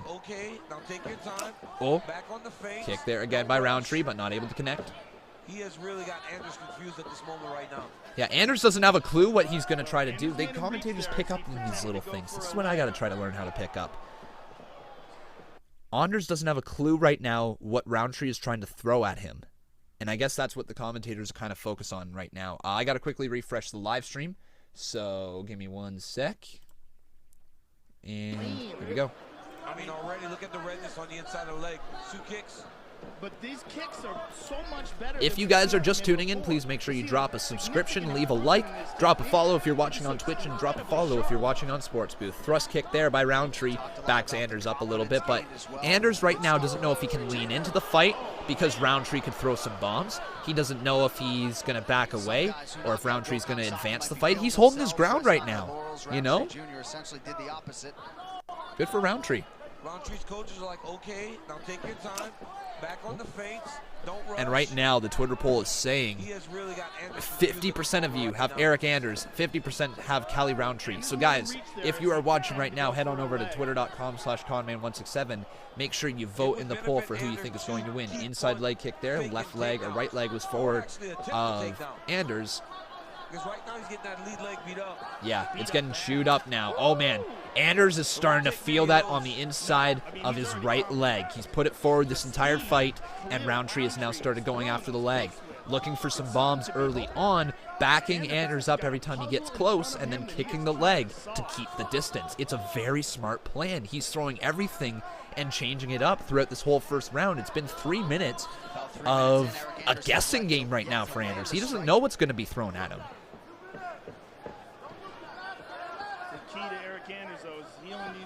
Yep, he's a big, powerful guy. Joe bringing up a very good point there. He is just looking for that one bomb shot. He's like, not quite like Derek Lewis, where he's like literally only about the power game, but he can catch you at any given moment and literally end you. Put an end to the fight before you know it. You'd be looking up at the sky, at the rafters, and seeing those bright lights come down on your face with one little false step. Kick to the inside. Oh, nice counter. Not counter. Nice attempt to turn the inside kick into a combo is the word I was looking for. And he's throwing it off that light bounce. That light bounce with very little weight on that front leg is allowing him to slam that in there so quick. Oh, with no leaning forward again, but Anders blocking that one. Inside leg kicks are chewing up that leg. Oh my God, that can't feel good. Anders is kicking away on the inside right leg of, or no, Anders getting kicked and chewed up by Roundtree is the one I've been trying to say. I might have been misspeaking there for a little bit. But man, Roundtree continuing to step in, but his leg has been caught. Back elbow just missed him there. Roundtree getting down from that one. Oh, man, that leg's all Oh, Yep, that leg has got to be hurt, man. Look at it. You can see the red inside thigh. Now he's going for the outside of it. Oh, yep. He has not switched stance yet, though. Anders is going to have to switch stances here soon. He's getting absolutely chewed up. 11 leg kicks from Roundtree right now, and almost every single one of them have connected. 21 seconds left in this fight, this first round right now, I should say. Roundtree looking for another one. He wants him to switch stances. I think he's looking to bring the left leg forward of Anders in the second round, and he wants to try to make him play to his style. That's why he's going after the legs right now. He wants to take away the power game. If you take away the right hand and the step, you know, of Anders, you save yourself a lot of misery. There we go, guys. That is the first round. Let's get to the corner here. They need to get some ice on that leg right Yeah. now. Ice on that leg, man. He's getting off first. You can't let him dictate pace. He's coming with those low kicks. I need you to find handwork to your blend. Let's work up against the cage or your takedown, okay? Your stick push is there. Your hands are there, but you got to crack back. You got to own center. You got to go first. Listen to Chris. When he goes in an inside leg kick, your straight left hand is there. Just so you know, guys, they have not put a bit of ice on that leg whatsoever. So they don't ice that leg. The leg kicks from Khalil Roundtree Jr. No ice on Certainly the the leg. storyline, the narrative in round one, and take a listen back to that action. Listen to this, guys. Listen. These are leg kicks.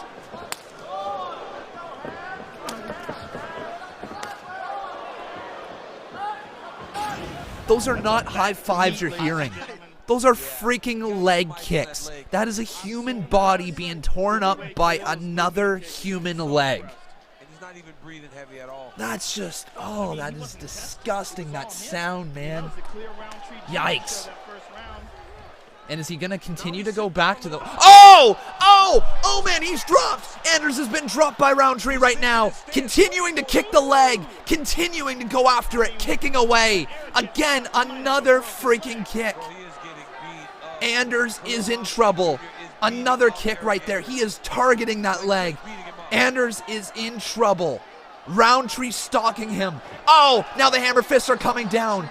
Anders in deep trouble on his back right now. Is he going to let him up? Oh my God, he lets him up as this fight goes back to the center. 4 minutes, 16 seconds here into round two. Or no, left in round two, I should say. Man, super close. Well, he sat down and threw that left hand. Yeah.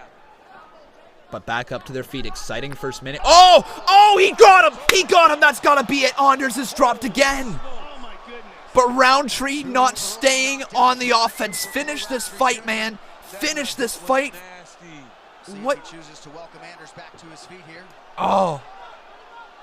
Is he going to go into the ground and pound game, or does he want to keep him up? He wants to keep him up. He doesn't want to get taken down to the ground. Turning his back, and there we go, back to the center. Going for a takedown. Nice little block there, fighting him off. Anders going for it. But now you see how he's favoring the right side of his leg. His right leg, it's red on the outside and inside. The damage has been done. As you can see, obviously he's backpedaling a little bit more. You see that he's feeling this. Anders really feeling it, being dropped twice in this round already by Roundtree, and we aren't even 2 minutes into it yet. Oh. Anders, though, did he get a little bit of feeling back in that leg? I think he did, as now he's starting to move. Oh, no, you see how he's still limping. He's trying so hard not to sell that thing. He's trying so hard not to show that there is damage to that right leg, but there absolutely is damage right now, as the stream has kind of cut out. Now I'm going to cut back into it. Hopefully the audio is working. There we go. Minute 42 left in this round, the second round fight. And all he can handle from Roundtree Jr. tonight, man. Oh. Stepping forward, kick their attempt again. No connection by Roundtree. He's pushing this fight here with 1 minute 26 seconds left in the round. Yep, Roundtree is really showcasing his skills right now. He is looking really, really solid. You gotta love everything. Oh, there it is! That's gotta do it, but again, not going for the finish. Anders is still in it. And is Roundtree going to allow him up again? No, Anders, It's just one of those situations where he wants to take him to the ground. Roundtree refuses to go after the ground and pound game. He refuses to go take this guy to the ground. He's waiting there, and now, after the 4th knockdown, Anders is back up to his feet again. 41 seconds left in the 2nd round. As Roundtree goes for the inside leg kick again. Man, Anders, oh, I'm not sure why he hasn't switched stances yet. Maybe he can't fight from the left leg forward. Maybe that's not possible for Anders, at least not at a high level. Kick to the inside, man. He keeps getting kicked and keeps leaning down. It's instinct at this point. His leg hurts so much that they're kicking the inside of the leg, and he's dropping right down into the fists of Roundtree. That has been the game plan here, as there's 10 seconds left in this round. He's going to take that exact same game plan to the 3rd round and try to finish him one more time. But what he needs to do is he needs to actually stay on the offense, go to the ground, and try to take him down there once you drop him, okay? You got to finish this fight once you have him down. No, he won't quit. It's not going to come out of his mouth. Here we go. Might have to talk to him. Deep breath for me. You okay? All right, listen. Okay, listen. You're throwing combos on the inside, but then you're letting him trade combos. If you're going to, look at me. If you're going to trade combos, we got to go to body attack, meaning takedown or body lock or finish from there, okay? Look how they're trying to stretch that leg out. This, ladies and gentlemen, is precision striking. Khalil Roundtree Jr. with a right-left. Look at this beautiful left hand. Just sits Anders down. What a shot. I mean, polished. Oh, God. Beautiful striking by Khalil. Look at this right hook. Boom, over the top. Wait. Over and over and over again. He landed. Dropped Dana is mad at Roundtree right now. Mark my words. Dana is pissed Roundtree might get fired. Why? Why would he get fired? Round 3 is upon us. It is brought to you by P3, For the what official possible reason protein could he be snack fired of the for this UFC. fight? And the doctor is going to check on Eric Anders here. Eric Anders being checked on by the referee. Or by the doctor, I should say. Thank you very much, sir. Thank you. What is he doing pushing on his hands? Just to see how much resistance he got back. I don't know. What? Eric Anders is a savage. He's pushing his hands Look down. at Eric Anders. Yeah. Eric Anders still won the fight. All right, guys, here we go. 3rd and final round of this fight. It has been a one-sided affair here. Fairly interesting fight, but I wonder if all he's going to take is one step forward and he's going to catch Roundtree sleeping. I don't think so, though. Roundtree has looked very, very impressive here. Still has lots of stamina, bouncing around in the center of the octagon right now and trying to step forward, trying to finish this thing, not let it go to a decision. You don't want to mess around with the judges. Doesn't matter how dominant of a fight you've had, you never want it to go to a decision if possible. Roundtree right there, going for a strike with the right hand. Got blocked there by Anders. Going back to that leg again, but Anders eats it up. I was wondering when Roundtree would start throwing him outside. You thought Roundtree would go for the finish, but he hasn't, man. For whatever reason, he's allowing Anders to get down on his back to recover just an amount of time and not take him to the ground. He wants to finish this thing standing up. He wants a clear-cut, decisive knockout finish by the looks of it over Anders. Bold move. Bold statement, if he can do that. Oh, trying to lean in again. And Anders continuing to favor that right leg that was worked on so heavily during, I believe, the 1st and 2nd round. That's where the damage came, as this 3rd round has really just kind of gotten underway. Yeah, I agree. The only way that that Anders is winning this fight is if he finishes this thing, I think. He needs a really, really, really good 3rd round to have any chance at the judge's decision. Got tagged again there, man. No regard for Anders' power, though. Nope. Again, I think maybe that's... I think the power game has been taken away, though. Again, like you see how Roundtree is starting to get a little bit more aggressive. Oh, he got connected in the face right there just by a little bit of a back fist. But see how Anders is pulling up on his right leg every single time when he goes to throw a fist. They took away the power game. They took away his planting leg. You know, he can't punch. He can't get the strength behind his punch that Anders is known for. And if you take away his strength, well, you took away his whole damn game. Roundtree's listened to his corner. They called for that combination. He just threw it. Right on command. Thanks, Blaze Thompson. I appreciate it, dude. Oh, trying to catch him there again, but with 2 minutes 35 seconds left in this round and this fight, it's all but set in stone that Anders is going to be losing and Roundtree will be walking away with the victory. But anything can happen in the UFC. We've seen weirder things. Anders, all it takes is one shot and it could be over. But again, that power game has been slowly taken away, been chopped down by Roundtree, as he literally has been going after the tree trunk legs of Anders. Goes for the right hand, misses that one. If Khalil decided to really start chopping that leg, he could stop this fight with just that. But Anders, look at that. He's mounting offense now. Oh. But if Khalil just started going to the outside. Hang on, has my donation ticker not been working whatsoever? Can Eric Anders take? Especially on the outside. I don't know. I thought my donation ticker hasn't been working. I might be wrong, but have you guys seen any names go up there in the, above the screen? For sure. Throughout the night? Third round after taking all that damage, this is the round he's looked the best in. But we say that charitably. We do. Right? Because it's not like he's winning. Yes, I understand. He's losing this round. And he there they are. Okay. But he doesn't look so that's weird. It's just a testament to how good Khalil Roundtree looks. Yeah. I'm just gonna have to do it like that tonight. My guess it's not working very well for whatever reason. This is a dangerous matchup. Here we go. We got a minute left in this fight, guys. I've never seen him look like this. So complete, so confident. Yep, another kick. Oh man, and he connected again. But man, Roundtree not able to finish this thing. Anders refusing to go down. Roundtree is putting on a clinic here. Usually would be your greatest performance, you know. Well, to the surprise of some, Khalil Roundtree Jr., a plus 160 underdog in this matchup. Really? He was the underdog in this matchup? Does not look like it. Not a chance in this world Roundtree was the underdog. Really? They had Anders as the favorite? Under 30 seconds now to go in this one. Coming up next, the UFC but hang on, Anders is going to look to try to finish here. We might be in for an exciting 20 seconds. Oh, caught right there on the right side of the head. It was Anders. Going for the uppercut. Roundtree, though, trying to fight back. 15 seconds left. This fight is Roundtree's. Anders has to finish it. He's got to swing for the fences. Otherwise, it'll be game over. He's got one punch left as 5 seconds is going in. He's got to lean in, go for that shot, but he doesn't do it. And this fight belongs to Roundtree. So much respect. I mean, to take the kind of beating that guy Yep. did and never take a step Much back, respect, man. constantly try to press Respect forward, goes constantly try to win, to and with a Anders. compromised leg, almost the majority Eric of the Anders fight. versus Khalil Roundtree Jr. Good fight, guys. Not too shabby. Much better than the previous ones that we had. And congratulations there, because it should be 30-27, I think. I think all three rounds go to Khalil. They might.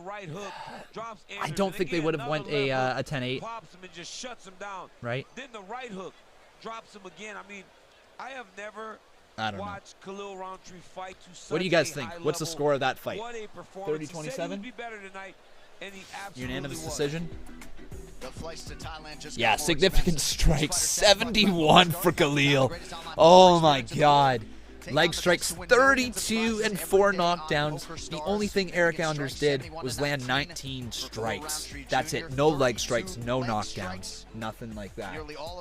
He's going to be hurting for a while, folks. That was a one-sided fight. I think a 10-8 round 2. Maybe.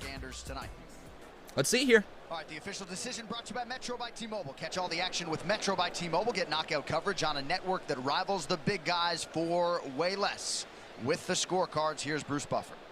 Ladies and gentlemen, after 3 rounds, we go to the judges' scorecards for a decision.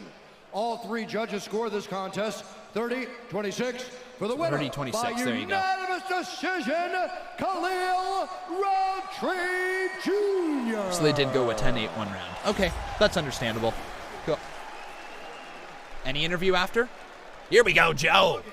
Khalil, I'm here with Khalil Roundtree Jr. First of all, sir, that was an incredibly professional and impressive performance. I've been following you on social media, and your trips to Thailand obviously paid off. You've never looked better tonight. That was a great fight. Thank you. It was definitely a crazy journey to get there, but I'm glad to see it paid off. I was very nervous to showcase the skills, but I'm glad they paid off. Well, you can see it Natty right Rex, away. thanks for Your following me, bud. stance looked different, Over there on your Twitch. kicks were lightning fast with no telegraphing. And you were in there with a very dangerous guy in Eric Anders, and you essentially shut him out. Yeah, so that was that was my game plan, is to use the tools I learned. Shout out Pechindi Muay Thai, Pechindi Kai Muay. Yeah, so using the kicks and stuff that I learned, because I realized like it can shut down, you know, strong people. You don't got your legs, you don't got your pressure. You're all in with talent now. Yeah, man.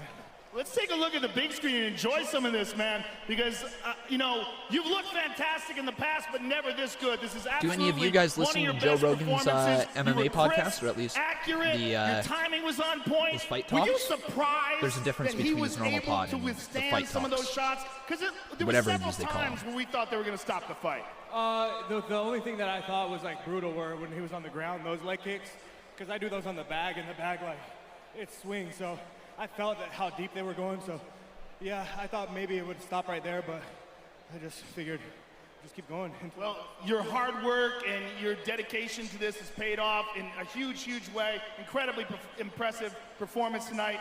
Thank you very much, and I can't wait to see you again. Khalil Roundtree Jr., ladies and gentlemen. There is a new UFC light heavyweight contender, Roundtree Jr., Khalil. Huge win against Eric Man, Anders tonight. that was a fun little fight. That sets up the co-main event, and we're going to be getting to that very, very shortly. Twitter poll was Khalil Roundtree Jr. with 54% of the votes taking it home. You guys were right. Thank you for voting on the Twitter poll. Again, guys, you can follow me on Twitter at twitter.com/Conman167. Not only do I post all the polls for UFC here tonight, I post all the polls for WWE every Monday Night Raw, Tuesday Night SmackDown, and every single pay-per-view. I'm also live here for every single one of those. So if you guys are a wrestling fan, please make sure you drop a subscription for that. Also for MMA right here. If you subscribe, you can see your name pop up on the top left-hand corner. If you follow me on Twitch, you can see your name pop up on the bottom right-hand side of the screen. We are, I believe we're the only multi-platform WWE UFC reaction channel out there. I think that is, we are the only one that does this on multiple platforms. Certainly the only one who does it on Twitch, YouTube, and Sports Booth all at the same time. At least right now we are. We might be having some other people join us soon. But, yes, guys, we are certainly one of those only channels. So make sure you drop a subscription if you enjoy the type of content here. We are always around. Never miss a show. So be in here. Don't miss it. We're going to ask you guys also to make sure you drop a subscription again, and make sure you drop a like. And if you guys are really enjoying the show, please make sure you consider dropping a donation to help keep supporting us. It is entirely a fan-funded show, so make sure you guys consider becoming a part of the Conman community by dropping a donation. Lucas Bright is heading away. He says, good night, my friend. Well, good night to you as well. Thank you for tuning in. Enlock says Adesanya KO via leg kick tonight. Via a leg kick. You mean a leg kick to the head. Maybe that's what you meant. I don't think anybody's getting knocked out from a kick to the leg, if you know what I'm saying. Probably going to eat that thing up. Brandon Williams, thank you for subscribing. Welcome to the channel. Nice to see you up in here. Up in here. And then this guy, Singh, wants me to Google Khalil's dad. All right. Let's Google Khalil's dad.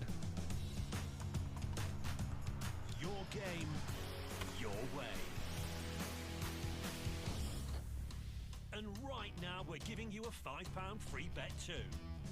For the ultimate in sports betting. What's his dad? Roderick Roundtree. Okay. What about him? He's jacked, if that's what you're saying. And be a force of nature. But okay, I don't know. Just not really showing photos of his dad. I don't know. I don't think I've got the right guy. Oh, Khalil's dad got shot when he was 2. Oh, I thought you were literally looking for, like, images. Oh, so that's what you were looking for me to tell. That he got shot when he was 2. Is that what it was? Jeez, man, that sucks. I can't even imagine. Well, certainly making him proud now. Unemployed Mario asking me, hey, Con, who's your picks for the main and co-main?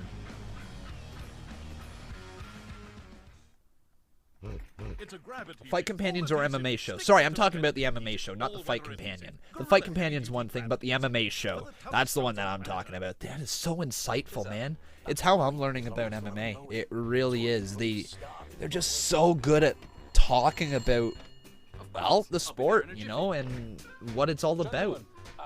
It's very, very informative, and I really enjoy it. And they've got some good guests as well. Just so good. There's a reason everybody wants to be on it. Good promotion as well. Who are my picks, though, for the Conman main? I'm going to go Adesanya. I love Adesanya. I think he's amazing. I think he deserves the championship, and I'm going Holloway. Even though Poirier beat him 7 years ago, I think Max Holloway is going to prove once again how damn good of a fighter he is, that he is one of the best in the world, at least in his weight class, one of the best in his weight class. And I think he's going to show everybody and remind us all why he is the champ right now. Dustin Poirier's got a good shot, though. It's going to be a tough, tough fight. That's why we've made our multi-car policy our cheapest way to get. Are we just doing commercial breaks right now? We're not doing the actual fight? Is that what they're doing? Annoying how they've got commercial breaks for UFC pay-per-views. Do you think Sami Zayn deserves a championship? We're not going to talk about wrestling right now, my friend. Eddie Bravo, Uncle Joey, and Brendan Schaub compliment Joe so much. Well, they're on there a lot, right? Eddie Bravo, man, he's an interesting guest that Joe has on. Brendan Schaub is, yeah. Joey Diaz, right? Is that his name? Joey Diaz? I'm pretty sure he's on Sports Booth as well, if I'm not mistaken, guys. At least he's got a channel on Sports Booth. Kind of cool. My picks are the opposite of yours, so dude, guess we got a little rivalry going on right now. So you think it's going to be, you think Adesanya's getting finished here tonight by Gastelum? Oh, wow. Imagine this moment for so long. I want to rewrite history. Man. The best thing we have going for us is no one thinks we can pull this off. What? You consider Joe Rogan a legit comedian? Available now. When did I say that? Did I say that? I mean, he's funny, but he's not a legit comedian. He's just a guy who's very knowledgeable, who happens to know how to word things in a funny way. His stand-up specials are funny, and I really, really enjoy them. But I enjoy them more so because it's comedy that is just, it makes you think a little bit more. You know? His podcast is amazing. It's by far my favorite thing to listen to. I love Joe Rogan's podcast. Oh,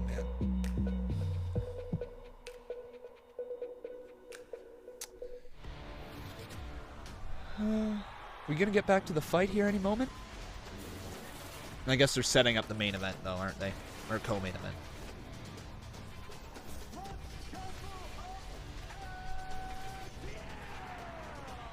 Alright, guys, give me your predictions for how the two co-main events are going to go down. How do you think it's going to go down? What round? The ending? Judge's decision? Knockout? Submission? Whatever, guys. Let me know what you think. Let's get your guesses in the chat. Once written, set in stone. Completely agree with the Holloway choice. And also, 7 years ago, he was super young. He has a lot to learn. He has had a lot of time to learn and mature. Absolutely agree, man. Yeah.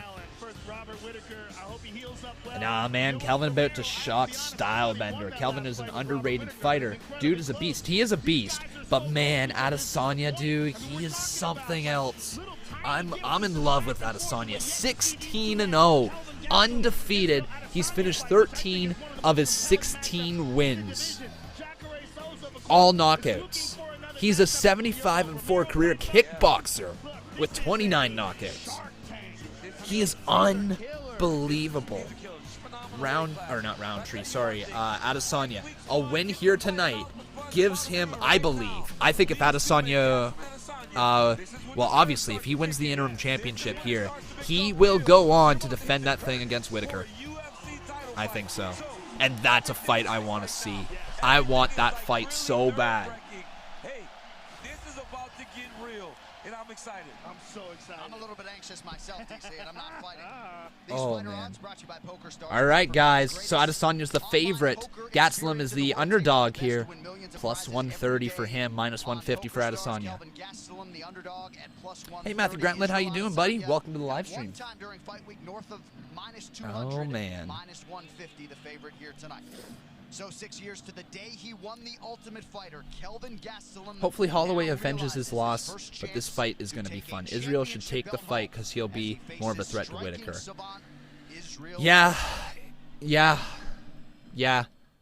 I just think I'd like to see that fight. That's a damn good fight. This is the crowning moment, man.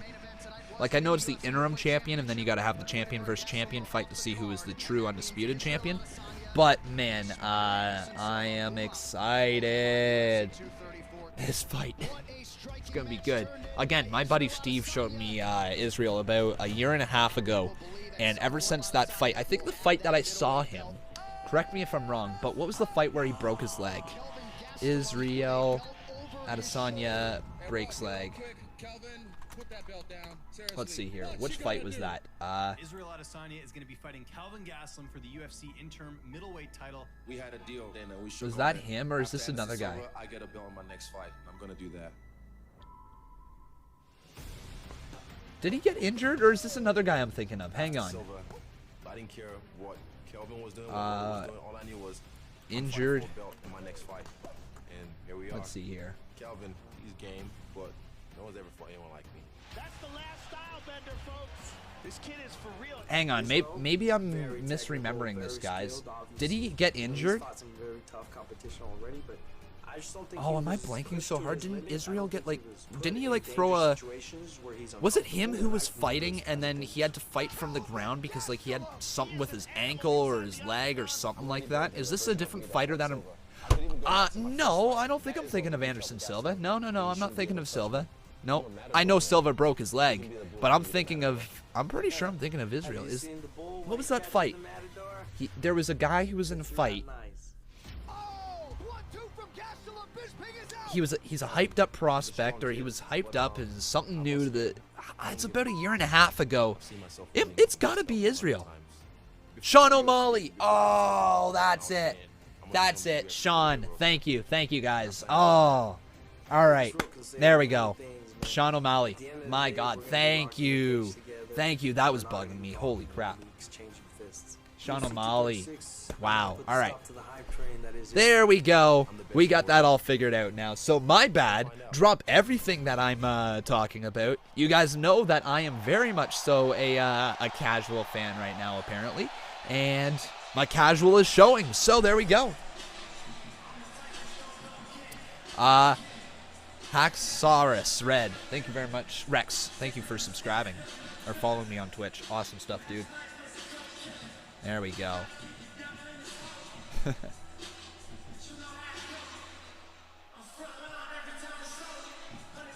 Okay. So let's get this fight going.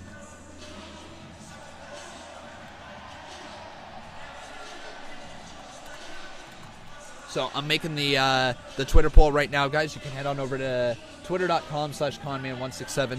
Let me know who do you think is going to win this fight, either Israel or Calvin. Let me know. Twitter.com/Conman167. Vote in the poll. Get your voices heard for who you think is going to win the co-main event here tonight. Oh yeah, interim middleweight championship on the line.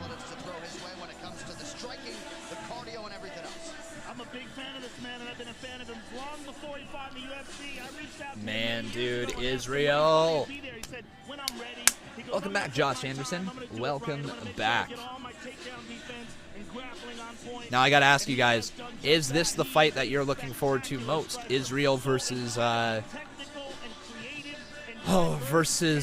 Kelvin? Or are you more excited for the main event?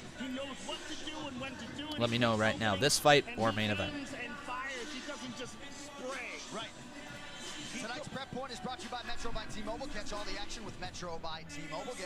What do you have to do to become a member? You got to press on that little join button or go down into the description below and click on the link to become a member. It is $4.99 a month. you support the channel, you get access to a lot of cool little perks. So check that out.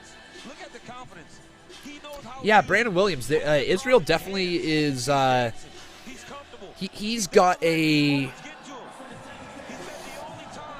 really good chance of winning this, but don't count out Kelvin, right? Like, Kelvin has been up there with the best of the best. You know, he can hang in there for sure. He is a tough and tall task for Israel right here. But my money right here, if I was betting any money, I'm not. But if I was, I'd be putting it right here on Israel. Absolutely. Oh, man, guys. We got over 121 watching right now on Twitch. Make sure you guys drop a follow as we're about to get the entry. Nice music. Nice music. Gotta love it, folks. Welcome, everybody, though, in the Twitch chat. I see you over there. My name is Conman, and I'm live right here on Twitch as well for all of my Monday Night Raw live streams, Tuesday Night SmackDown, Wednesday Night NXT, and, of course, every single WWE pay-per-view, along with all of the MMA, UFC stuff that your heart desires. We are live here all the time, so please make sure you drop a follow. We're also live on YouTube and on Sports Booth. Man, channeling his inner Ultimate Warrior is Kelvin, running down to the ring. He is ready to go, looking a little bit like Brock Lesnar the way he's pouncing around. He is ready to freaking go, man. He's excited. He took his pants off. Yo, he actually stripped down. He's almost butt naked. All right, Kelvin wants to get in there. Look at the intensity as Israel's dancing around the... Oh, man, how awesome is that? Just dancing around. Israel looking all loose and goose the way that he does every single fight. But Kelvin, man, pure intensity. He knows he's about to be in the fight of his life. 7 wins by knockout, 4 by submission. Oh, man, oh, man. This is going to be good. Let's get this switched on over here to round 1, as they are now officially both inside the octagon. Kelvin is here. Oh, man, guys. This should be a hard-hitting fight. Let's get it. But again, guys, make sure you continue to like this video if you're here on YouTube. Please like this video. All right? Watch Israel's style bender pose. All right, dude. I've seen it before. This is not my first Israel fight that I've seen. I'm a big fan. I like his stuff. I like his form. He is very talented, and he can hit you from all angles. Does not matter where you are inside that ring. Israel has a chance of getting right to you. Here we go. Tale of the tape. Let's read this thing out here. So, Kelvin, 27 years of age. Israel, 29, 5'9" for 6'4". So Israel with a giant height advantage. Weight advantage goes to Kelvin, though, at 184 compared to 183. And the recent advantage goes to Israel at an 80-inch reach compared to 71.5 inch reach from Kelvin. Here we go. The championship bout is sanctioned by the Georgia Athletic Commission. Our 3 judges scoring this contest at Octagon side are... Let's go! Anthony Maness and Ken Coffey. And when the action begins, our referee in charge of the Octagon, Mark Goddard. And now, this fight is 5 rounds for the interim UFC 5-round fight, guys. Middleweight Championship of the World. Introducing first, fighting out of the blue corner. A freestyle fighter holding an undefeated professional record. 16 wins, no losses. He stands 6 feet 4 inches tall, weighing in at 183 pounds. Fighting out of Auckland, New Zealand, by way of Lagos, Nigeria, presenting the number 5 ranked middleweight contender in the world, Israel, the last style bender, Adesanya! Woo! There you have it. And now introducing his opponent. He's focused, man. Out of the red corner, a mixed martial artist. Tuli Pohello, thank you very much for following 3 me. losses, 1 no contest. He stands 5 feet 9 inches tall, weighing in at 184 pounds. fighting out of Yuma, Arizona, by way of Huntington Beach, California, presenting the Ultimate Fighter Season 17 winner and the #4 ranked UFC middleweight contender in the world, Kelvin Gastelum! And when the action begins, our referee in charge, Mark Goddard. Israel, Kelvin, you know exactly what I expect. Look at that height difference. Fight hard, fight clean. When I say stop, please stop. If you want to touch gloves, now's the time. God bless. There you go. Oh man, here we go. Kelvin Gastelum. Here we go, guys. Oh man, this has that big fight feel, doesn't it? Here we go. Kelvin, Israel, one-on-one. Ring that bell. Well, I guess they don't got a bell here in UFC. Doesn't matter. Here we go. Is brought to you by Modelo, brewed for those with a fighting spirit. With the difference in height, Gastelum is going to have to go through some stuff to close the distance on Israel. Right here in this range, though, is not safe for him. Sorry, just checking my phone real quick. Probably shouldn't be. We got ejected again. And Leafs lost 4-1. It's interesting because Israel fights differently as a tie series against Boston. All right, anyways, that's not what you're here to listen to me talk to. You're here to listen to me talk to about this fight. Gastelum in the green, Adesanya in black. 5-round fight. And man, I wonder what Israel's going to try to do. Is he going to try to go for the finish in this fight, or does he try to push this all 5 rounds? Well, obviously going for the finish. That's what he wants to go for. That's what Gastelum is going to try to go for as well. Nice high kick there by Adesanya. Blocked there. Gastelum coming right after Adesanya, but man, Adesanya backing away. And avoiding those shots. Definitely he is so far. That left hook landed a little bit by Gastelum there. As he looped, Kelvin is throwing that right hand in the left. No, I cannot say that I've done that there, Josh Norris. And hey, Dwayne Robinson, how you doing there, buddy? Welcome to the live stream. Welcome, my friend. And everybody watching over there on Twitch. Nice to see you guys as well. So good under pressure. Yeah. Big kick attempt there. Adesanya backing away. And these two guys are just feeling each other out here. It's obviously a 5-round fight, so you got to give your opponent some respect early on. You can't go balls to the wall. You won't make it all 5 rounds. You got 25 minutes in there potentially. You got to get through them all. But somebody's going to probably land a significant strike here fairly soon. The first one in the fight. We've had a couple strikes land, but nothing too significant. Adesanya, though, trying to use those long limbs to get in there on Gastelum. But you got to watch out for Gastelum because, man, all he can do is he can connect. Oh, did he do it there? Like I was just about to say, no, Adesanya backing out of there fairly quick, but he got tagged. Adesanya has been tagged. He must have seen it in the video. Adesanya's dipping on that side. He has some serious power in that left hand. Yep. So Gastelum, when he connected there, he created a little bit more of a doubt in Adesanya, which is easily what you want to try to do. You want to take the confidence away from Israel. He oozes confidence. He's in there. He's loose and goose. Take advantage in the first round when he's not expecting to get hit hard like that. And that's exactly what happened. Oh. Yeah. Oh, caught again. Nice dodge there, man. Gastelum showing off some strength. Looking like a pretty damn good fighter here. Blocked the kick high there from Adesanya. And right now, Gastelum is out to the early advantage in round 1. I would say, if I was guessing. Under 2 minutes here to go in round 1. Trying to, I'm not sure what those shoulder movements were all about. Was he trying to get him to lean and then pop him? Was Gastelum? Oh man, nice dodges there by Adesanya, showing off the speed.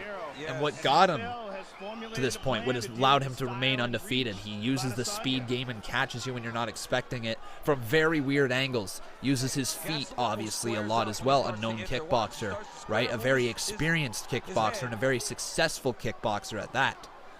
16-0 inside the UFC. When we have 1 minute and 18 seconds left here. Block the kick right there. Nice little check from Gastelum. Ooh. Yeah, Kelvin's throwing haymakers, boys. Going for some bombs on Israel. What a knockout that would be. He would stop the hype here of Gastelum or of Adesanya as well. That'd be insane. A loss here for Adesanya shoots him down the card. There goes the mystique. There goes the undefeated streak. There goes everything about Adesanya if he loses to Gastelum here. But if Gastelum picks up the win, that shoots him up the card, man. Like, obviously, he becomes the interim champion, and he becomes kind of the face of the division. But until what's-his-face, Whitaker comes back, he would be the face of their division. We've got a little bit of a buffer here. I got to quickly refresh the live stream. We should be back in. There we go. 25 seconds left here as Adesanya is backing up. We haven't seen any of that yet. Oh, nice attempt from Adesanya, but he got bopped in the face. Nothing too hard. Nothing he can't come back from. Switching stances, switching guards. There you go. Ducks underneath. Adesanya backs out of the way. As 10 seconds are left here, Gastelum's going to try to come swinging with about 5 seconds left. 4, 3, 2, 1, and we are going to go to their corners.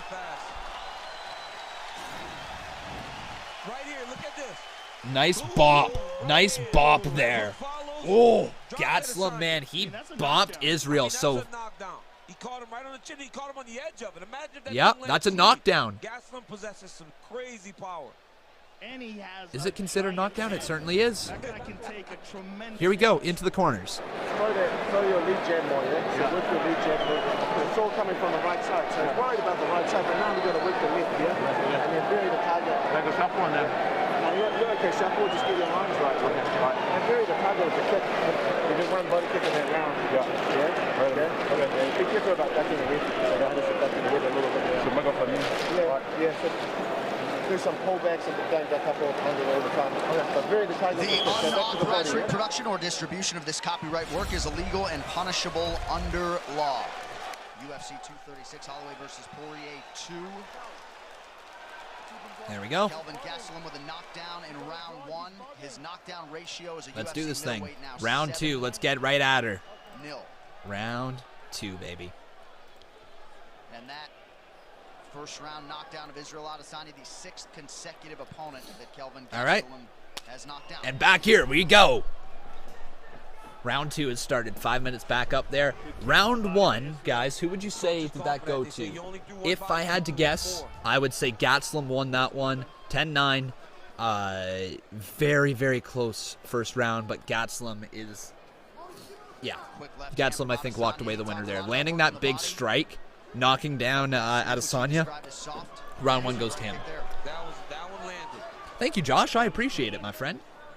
I'm always working, always studying commentators, always listening, you know, to broadcasts and trying to figure out how to adjust my commentary style, because I really hope one day, you know, that I end up commentating somewhere, whether it be over a hockey game or in WWE. I don't think my knowledge is good enough on UFC, but I'm trying to ever end up in MMA. I just don't think that would be me. But WWE is absolutely a possibility, or some other wrestling promotion. I know quite a bit about wrestling to talk over it, so yeah. Maybe one day. But man, starting forward there as Gastelum is the aggressor here in this fight. Actually, as I say that, he's starting to look like he is the defender, as Adesanya just about missed. Or he did miss with that right hand coming up and over and could not quite connect on Gastelum there. All right, stepping forward. Oh, Gastelum, man, he connected Adesanya there. If you guys are watching on Twitch, please make sure you drop a follow. That'd be greatly appreciated. Adesanya, though, leaning forward a little bit more. Kick to the midsection. Oh, high kick blocked there by Gastelum. Oh, he bopped him. He bopped him, but Adesanya ate that. And there's the second big strike of the evening. The power game of Gastelum keeps bopping Adesanya. He doesn't move his head quick enough. He can't seem to see them coming. The short stature of Gastelum allows him to get right in there close, dodging the long limbs of Adesanya and getting in there. The short strikes are really helping him. The distance game obviously belongs to Adesanya, but he's taking that one step in, and it's enough to dodge whatever Adesanya's throwing. Look at that, another step in and taking the right hand and trying to swing for the right side of the face of Adesanya. High leg kick misses there. Oh, combo attempt from Gastelum blocked by Adesanya. Actually, he might have gotten through with one of the strikes. Adesanya looks like he's reeling right now, actually, at the moment. He looks like he's a little bit in danger. Gastelum firing away, but Adesanya back up from the cage. Back to the center, and he's still standing. Forcing Israel to move, and he's not throwing the punches, and he's looking to read. Starting to throw bombs. Adesanya ate that one. Oh, Gastelum's down! Gastelum's down! Gastelum's down! Adesanya sees it in the water. He's like blood in the water, shark in the water. I don't know what I'm trying to say. I'm terrible at English sometimes. But man, Gastelum backs back into the center as we've got a fight, folks. Nice bop there by Adesanya. Now going after the inside right leg of Gastelum. Chopping away on it, taking a play out of what's his name? Out of Roundtree Jr.'s playbook. There we go. We got over 216 watching on Twitch. Welcome, everybody. Please make sure you drop a follow if you are in there. We got over 100 watching on YouTube. Welcome, everybody. Please make sure you drop a subscription. Man, Roundtree is previous fight. Gastelum and Adesanya right now putting on a clinic. Second round of this 5-round fight. Quick feet right there. Adesanya got it up. He got him up there. Gastelum starting to reel. Uh-oh, Adesanya's done some damage. You're seeing the damage of Gastelum right there. It is coming through as Adesanya starts to smell that blood in the water like a shark that he is. Trying to step forward. Minute 7 left in the second round. Oh, he connected again. This is a fight, folks. This is a fight. Trying to swing around. Right hands have connected multiple times on Gastelum inside this round. Leaning forward, but Adesanya can't quite connect. Spinning back fist caught him. Oh, it's got him. No, he ducked it, but grabbed the leg. Right hands by Gastelum. Left combo connects him. Man, guys, we are getting quite a little show right now. Look at this, Adesanya leaning forward. 34 seconds left in the second round. Inside leg kick there to the right leg. 25 seconds left. High leg kick. Can't connect there. Gastelum's in a fight now, man.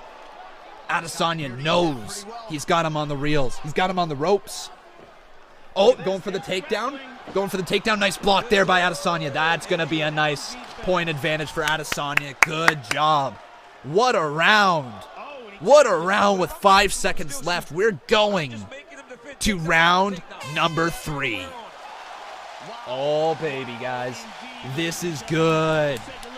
This is picked up. This is the fight. This is the hype we were talking about. This is what we were looking forward to. Left hand to the body by Kelvin. Kelvin, man. The bop, though. Ooh, right on the face, man. He caught him square. That spinning back elbow caught him there as well. Man, good second round. Who do you guys think won that one? That's like a very, very close round. I'm going to turn it up for the corners here, guys. Don't stop in front of him. Touch him and come back. This is Kelvin's corner. You get it? And it's not that simple. He just touch you because you stop. If you don't stop, he can't touch you. It's not going to be easy to be a champion. You got to bounce. Focus. Here's the shot that dropped him. Bink. Oh, right on the chin. Man. That dropped him hard, buddy. What do I score it? I think 1-1. I think Adesanya got that one. 10-9, though, that round. We've got ourselves right now a tie fight, in my opinion. We are going into round 3, though. Here we go. That was a hell of a round. Let's continue, though, in this round. Something tells me we are going to get a 4th. I don't think these guys are going to finish each other in the 3rd round, but that's my guess. I could be very wrong the way this fight has been going. Started to pick up there. We'll see if the high octane strikes here, the high power strikes, continue to be landed by everybody here in this fight. Again, Gastelum in the green, Adesanya in the black. I would say Adesanya looks like he's maybe a little bit more tired.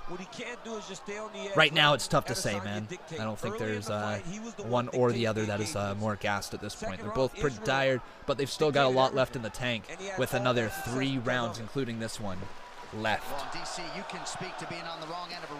Stop saying him. We can't see who him is. Dude, you absolutely know who I'm talking about. If I say their name and I'm talking about them like they are on the offense, I will continue to say him.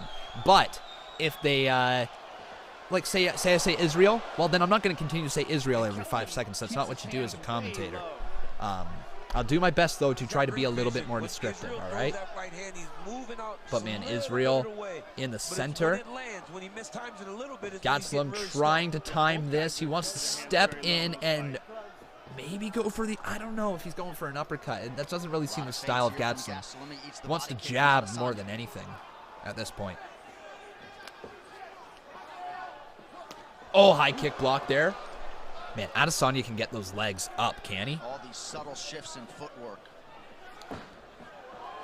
I thought he caught him there, but it didn't look like it. Inside leg kick again.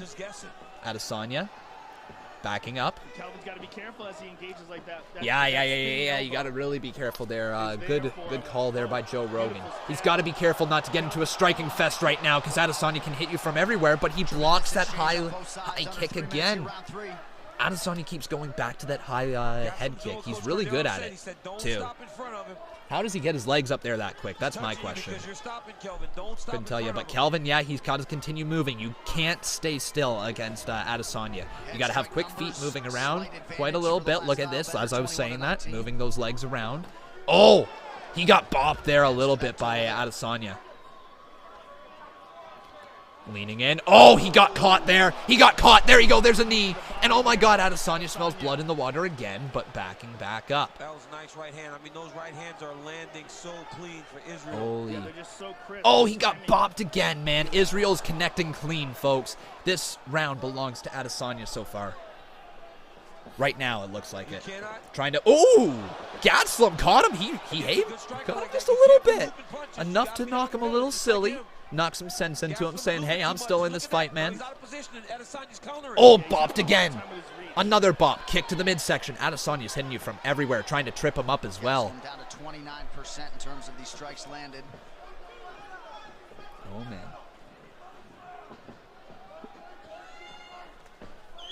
Gastelum. That was a right hand that just grazed the jaw of Adesanya. High kick there. Adesanya's got this round, I believe, in the bags unless he gets knocked. Oh! Did you see Adesanya? His eyes rolled back in his head for just a split second there. Just a split second where it seemed like he didn't know where he was at. Going for the counter there. Going for the double leg takedown, and there you go. There is the first takedown of the fight. Not a knockdown, a takedown by Gastelum now as he is on the ground. He wants to be careful there as Adesanya is going to try to get back up to his feet. He does not want to be on the ground, and just right back up to his feet. Nice recovery there by Adesanya. He wants this thing to be a strike fest. He wants to keep them standing. Use that kickboxing ability, use his quick feet, use those long limbs. That's what he's after. If he gets down to the ground, he does not want to be there because of those long limbs, because he becomes vulnerable then to a armbar, a guillotine, etc., right? He really becomes, he just becomes a target at that point when you're on the ground. Everybody has a height advantage until you take them down, right? Then that's when height plays against you. Kelvin's punches seem more labored and slower towards the end of this round. Yeah, good point there, Joe Rogan, saying that Gastelum is definitely slowed down here compared to the start of the third round. The championship rounds are not easy to fight through, right? You are now at the end of your 3-round fight. This is a normal fight. This is normally where it will go to a decision. Oh, Adesanya. So close. Going for like almost that Superman punch, trying to push off the cage, but unfortunately, the cage was, or actually fortunately for Kelvin, the cage was just a little too far away for him to push off of. Not too shabby. I think that round goes to, it's got to go to Israel as well, I think. Let's pass this over to the corners, though. Where's the thing? Listen how you put it right there, yeah? There's water in your hand? Yeah. Thank you. Run back. Look at my I want more 29-28 right now, in my opinion, for Israel. You could be down 2-1, you could be up 2-1. You got to win these last 2 rounds. Tá bom, take it down, tá bom. Take it down, tá bem bom. Takedowns are good. You got to keep on trying to take him down. Let's hit together till you can see the hands. Tudo bem. Não respeite ele. Don't respect Fica a mão em cima e não respeite. Ben Chestnut, thank you very much for subscribing. Welcome to the channel. Let's move. Coach, I need you to dry him off, and I got water on the floor, too. Dry him off on front and back. All right. Down to the final 10 minutes, Israel Adesanya. Here we go, guys. Fourth round, I should say. We are now officially in the championship rounds. Hey, Hayes Wolflight, how you doing, buddy? Welcome to the live stream. Welcome to everybody who is watching over on Twitch as well. Please make sure you drop a follow. You can see your name pop up on the bottom right-hand side of the screen, and you'll get a shout-out, or at least I'll try to give you a shout-out. But man, Gastelum now, he's being the aggressor. I think Gastelum knows now this is the fight where he really has to take it to Israel. I mean, he does not want to fall behind in this round because then it becomes a...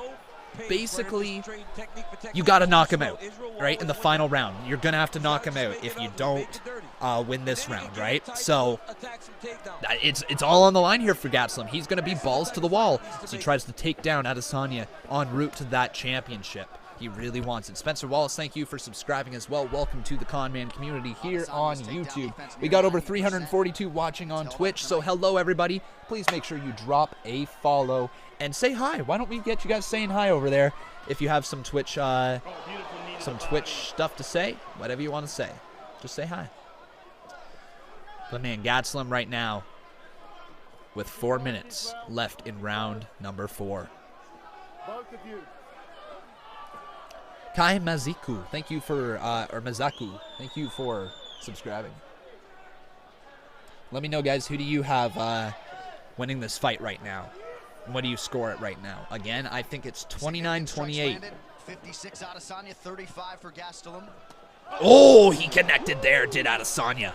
Gastelum didn't even flinch. But yeah, Gastelum just didn't really bite the bullet there, man. Really didn't. And who's that? That's Loudboy. Thank you very much for subscribing. Welcome to the channel. We also have a Twitter poll going on right now. You can vote for who you think is going to win. X2J, thank you for following me on Twitch. Stepping in there was Gastelum. He hit a couple strikes. A right followed by an over-top left. Upper, whatever that thing's called. Overhead left. There we go. Trying for that overhead left again. Couldn't quite connect. Gum360, thank you for following me on Twitch. Nice to see, my friend. And the Dan KXD, thank you for subscribing. But man, Adesanya backing away from that right hand. That's a little bit of a wild one. We're starting to see Gastelum throw. Oh, hang on. I was about to say we're starting to see him be a little bit less careful here in this fight, leaning forward. But man, Adesanya ate a couple of those shots and then just clinched him right there. You know, put him right into the clinch. Going into the clinch now, safely breaking away, backing up, back to the center of the octagon. Adesanya is so good. His foot speed is good. His foot movement, the way he gets in and out of holds is really solid. His size helps him, obviously. I believe so. But man. That forward pressure trying, he continues to try to lean forward. Like, I'm watching Adesanya, and his constant head bob forward is dangerous, man. Like, I'm not sure what this is all about, trying to sucker in the punch. Oh, that's totally what he's trying to do. Man, they're connecting on each other here, though. Both of them connected on a couple shots there. High leg kick there, but Adesanya couldn't quite connect. Oh, man, now we're starting to get them to toss. But, man, Adesanya and Gastelum eating shots right now from each other. Back to the center. Adesanya into the clinch. Nope. Broken out of it. This is a great fight. Gastelum advancing. Adesanya playing a little defense right now. Kick to the inside leg. The right leg, I should say, of Gastelum. Minute 26 seconds left here in this round. This is the fourth fight, the fourth round, I should say. Gastelum's been advancing 37% of the time in this round. Adesanya's been more on the defense, backing away, looking for more of that counterfight. Makes sense as Gastelum really needs to try to win this round, which I'm not sure he has at this point. Very, very tight in this round. Adesanya, Gastelum might have connected there. He might have just connected enough to walk away with this win in this round. He's got 56 seconds left to make an impression. High head kick there. I think he caught Israel. Israel's reeling. Israel's reeling. He doesn't know where he is. He can't see. Israel can't see. Going for the double leg takedown right now. Gastelum, though, being blocked there. Stuffed by Adesanya. Adesanya backing up here. 35 seconds left. He needs to try to get out of this round as Adesanya. He might have come back, though. Oh, he hits a little bit of a face kick as well with his foot. 27 seconds left. There you go. 25 here in the fourth round as Adesanya has been rocked. And, nice attempt by Gastelum. Or to Gastelum. Couldn't quite hit it there. Gastelum leaning in. Nice block there by Adesanya. By block, I mean blocked it with his face. Now he's going to try to go for the finish in this round. No.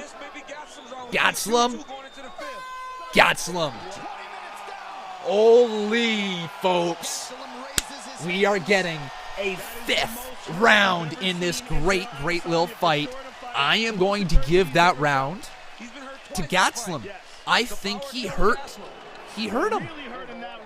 He got him. He connected a few times on Adesanya and absolutely hurt him that round. That's the first time we've seen Adesanya be really sore. He's got to try to get his wits about him. Let's go to the corners. Right here you see Kelvin Gastelum pursuing the jab, that little hook. That jab, man. Straight left barely misses, but he's touching the overhand Israel. The left there right just missed as well. If he connected there, I think it might have been over. Boom, but right Israel, man, connected as well. What do you guys give the score for that round? What do you score it? Who do you give that win in that round to? Head kick coming. I think you got to give it to Gastelum. Adesanya's hurt very badly. That is crazy. Gastelum's pursuing straight left. I think Gastelum tied it up there, folks. I mean, what a round of fighting. I think we are coming down to the 5th and final round. I think it's 38-38 as well, my friends. I think it is. We are coming down to the final round. The undefeated Israel. The beast of Gastelum. And here we go. We are going to get a great 5th and final round. UFC 236 co-main event. Interim light heavyweight, interim middleweight championship on the line. Here we go. 5th and final round. It comes down all to this, I believe. I think it's 38-38 right now. We've got the first 2 rounds, one of the first rounds going to Gastelum. Adesanya bounced back, and then the previous round, Gastelum picked up that win, I believe. I think it's 38-38. 4:22 left inside this final round. Do I have UFC 3? I actually don't. It was on sale in the PlayStation Store, and I thought about getting it, but I didn't for whatever stupid reason. I think it was like $20. But huge volume from Gastelum in mistake. round 4. Anyways, though, speaking of mistakes, Gastelum keeps allowing some headshots coming through as Adesanya backs up now. He's reeling 4 minutes. That was just 1 minute of action. We've got another 4 here in this final round. Kick to the inside of the leg was there by Gastelum. Tremendous head movement. Everything's at this point, oh, you got to try to connect. Nice little shot there by Adesanya. Inside leg kick. Going for the takedown was Gastelum. Oh, he's got a guillotine. Oh my God. Oh, he went for the guillotine. Is it over? Oh my God. Oh my God. What's he got in? What's he got in? Oh my God, he's going for a triangle. Triangle attempt right now. But on to Gastelum. Adesanya is in. He's got such a chance right now. The triangle's it in. Is it in? Oh my God, it might be over. It might be over. It's almost locked in. Are you kidding me? But he gets out of it. How the hell are you out of this thing, Gastelum? What a fight we are witnessing right now. Oh my God. Just over 3 minutes now to go. Woo.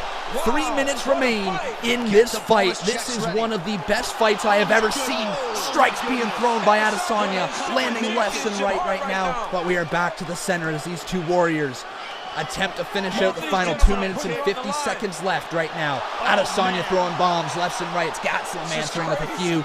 Neither of them really connecting though. Just throwing haymakers as these two warriors are absolutely exhausted right now in this fight. He's done exactly what he needed to do. Gastelum took the momentum back now. Now the earnest is on Gastelum to try to build back in this last 2.5 minutes. Yeah, I think right now the fight belongs to Adesanya, if I had to guess. He snapped his neck back with that one. Oh, he caught him there though. A little bit did Gastelum. Adesanya. So a huge response from the Kiwi here in this 5th and final round. Man, Adesanya, man, I think he's got this round right now. Final 2 minutes. I think you need Gastelum to finish this fight if he is going to win. I think the fight is Adesanya's to lose. Oh, but playing on the offense right there was Gastelum. I think he knows that as well. Up against the cage is Adesanya. Gastelum putting on the offense right now. Trying to go for a takedown. Trying to score a takedown in this round. That would be huge for the points as well. Every little moment right now, every little strike, every little attempt matters. This is such a close fight right now. I believe 38-38 coming into the final round. High head kick there by Adesanya. Minute 29 left here in this championship fight. Oh, connecting a few more times there on Gastelum. And that might be the difference maker for the judges' table, the judges' scorecard. Minute 20. Behind right now in round 5. Gastelum has got to start striking away. Oh man, as Gastelum is getting fed right now, it might be over. Adesanya, no, is it over? No, Adesanya back down into it. Look at this, going for some sort of submission, but he's got the leg hooked right now, does Gastelum. Gastelum, man. Holy. How about the hearts? This is such a good fight. Dropping the elbows right on top of the head of Gastelum. And dropping some more elbows is Adesanya. Going for another takedown with Gastelum. He couldn't get it. Man, the blood's starting to pour down his face as well. 40 seconds left. Getting connected a few more times.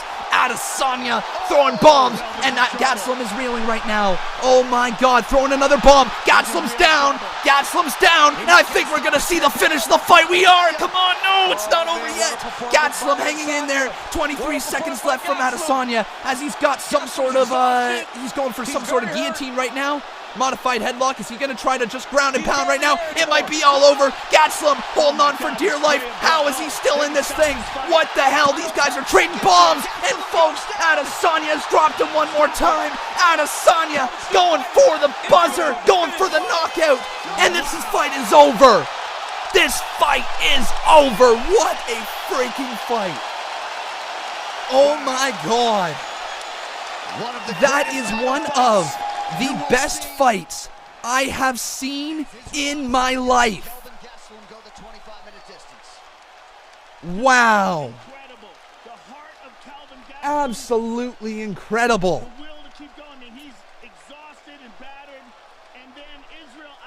I can't believe that fight.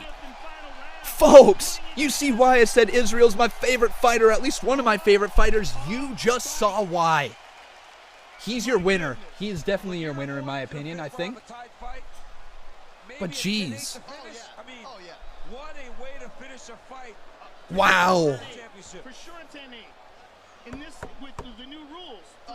My God, guys, that was a hell of a fight. Yeah, no, we only heard. That's okay, man. I'm not allowed to show you copyright stuff. As you hear at the start of literally every single pay-per-view for UFC, it says you cannot redistribute this stuff. If you do, well, there's up to $250,000 in fines and also up to 5 years in prison. So I'm sorry, buddy, Mr. Whatever your name is, but I'm not risking myself because you won't buy the pay-per-view. Oh, okay, you're actually all good. Never mind, I take my jerkiness back. Okay, I'm a jerk sometimes, and I apologize. Thank you, though. Man. What a show, though, man. What a fight.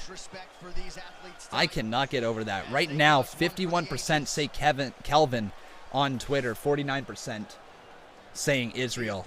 And I think it's going to be Israel here, guys. We're coming to an official decision. Let's take it away. Knockout coverage on a network that rivals the big guys for way less. With the official decision, here now is Bruce Buffer. Ladies and gentlemen, it's got to be Israel, after right? 5 rounds, we go to the judges' scorecards for the decision. All 3 judges score this contest 48-46 for the winner by unanimous decision and new interim UFC middleweight champion. Who's it gonna be? Of the world, gotta be Israel. Woo! Woo! Woo! There you go, folks. Israel is your new interim champion. Oh yeah.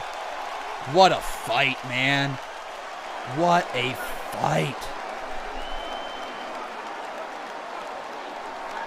Wow. There you go. Folks, and that's not even the full fight, or well, not even the full card. We still got one more fight after this. Let's hear from Israel, the new interim middleweight champion. Ladies and gentlemen, the last style bender and the new interim UFC middleweight champion of the world. How does it feel and how does it look? Well, I always envisioned these things, but Lil Mike, thanks for following me, dude. I was ready for war. I told y'all. I wanted to take him out, but I was ready for war because he's Mexicano. Hold on there. Give it up for Kelvin. Let's go. But fuck. Yeah, definitely showed Take off shit, sportsmanship. man. Definitely. Has he been tested? He ain't ready for this. I started this fight with adversity. And like a champion, like you say, be the hero in your own story. By the end of my documentary, this bit's gonna be lit. Fuck. First of all, I'm the man, but I gotta say, there's someone who's more of a man than me. Huge, come here, step up. I've planned this for so long. I wanna say, without him, my career wouldn't be where it is. Yo.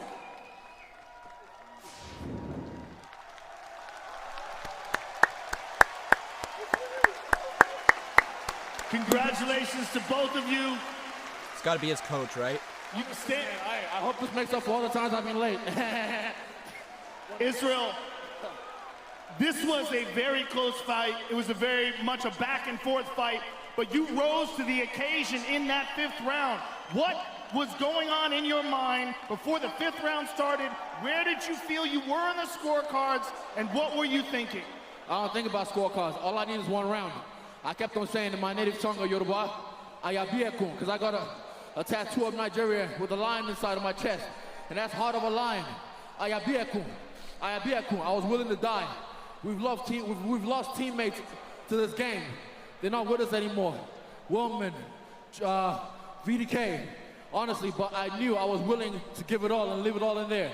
And I said, let's go. But like I said, he's a Mexican warrior, but hey, I got that Mexicano with me too. Let's take a look at the 5th and final round. Israel, some beautiful handiwork. You dropped him over and over What a again. finish, too. His heart was incredible because you had him battered, and we even thought the fight was going to be stopped within the last couple of seconds. I thought so too. That would have been a cool ending, but I wasn't able to secure the position like I wanted to, and he kept on moving around. He was Yeah, it's slippery. too bad that didn't finish Well, by you know, like I knockout. said, That would have been really fun. I'm the champion. Let's go. You were one of the most exciting contenders. Now you are one of the most exciting champions. It was an honor to call your fight, sir, and I can't wait to see you fight for the undisputed title. Hey, ATL, thank you for having me. It's been cool. It's been lit. Put it down for the A. There you go. Ladies and gentlemen. So Nigeria has now produced 2 UFC champions, as you see Kamaru Usman there, but New Zealand is on the map. The Oh, man. So, guys, what a fight that we just had. Went the distance all 5 rounds. What a freaking fight. We are not done yet, though, folks. We still got ourselves 1 more match ahead of us, 1 more bout for the lightweight interim championship. Max Holloway versus Dustin Poirier. Oh, damn, guys. This is the fight of the evening, the fight you've all been waiting for. The main event. Oh, yeah. And I am excited. But, guys, I got to quickly go to the bathroom, so I will be right back. Don't you dare go anywhere for us or hear us on the live stream. Move away. Doesn't matter. I will be right back.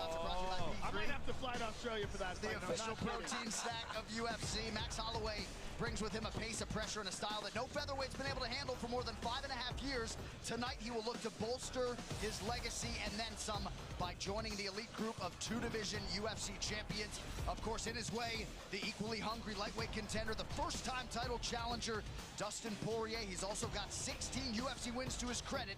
He believes he has a power advantage in this matchup that could be the deciding factor here tonight. The main event is coming up now. This, though, from soon-to-be UFC Hall of Famer, Michael Bisping. Before you watch them. This program is sponsored by Bet365.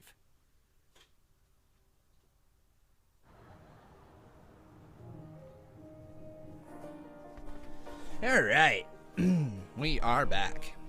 Let's do this thing. Zach Hapgood says, made $100. Hell yeah, dude, congratulations. So look at that. You got your $5 back that you donated as well, man. Awesome.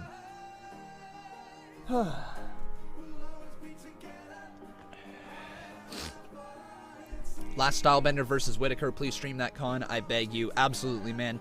Tonight actually had a pretty good reception, you know. It's not as good of a reception as some of our fights in the past have, but just seeing that we had, like, you know, 145 to sometimes 300 people over the Twitch stream alone makes me want to continue this, which is pretty awesome. So I'm super excited to continue UFC here on the channel, most likely. We'll continue doing it.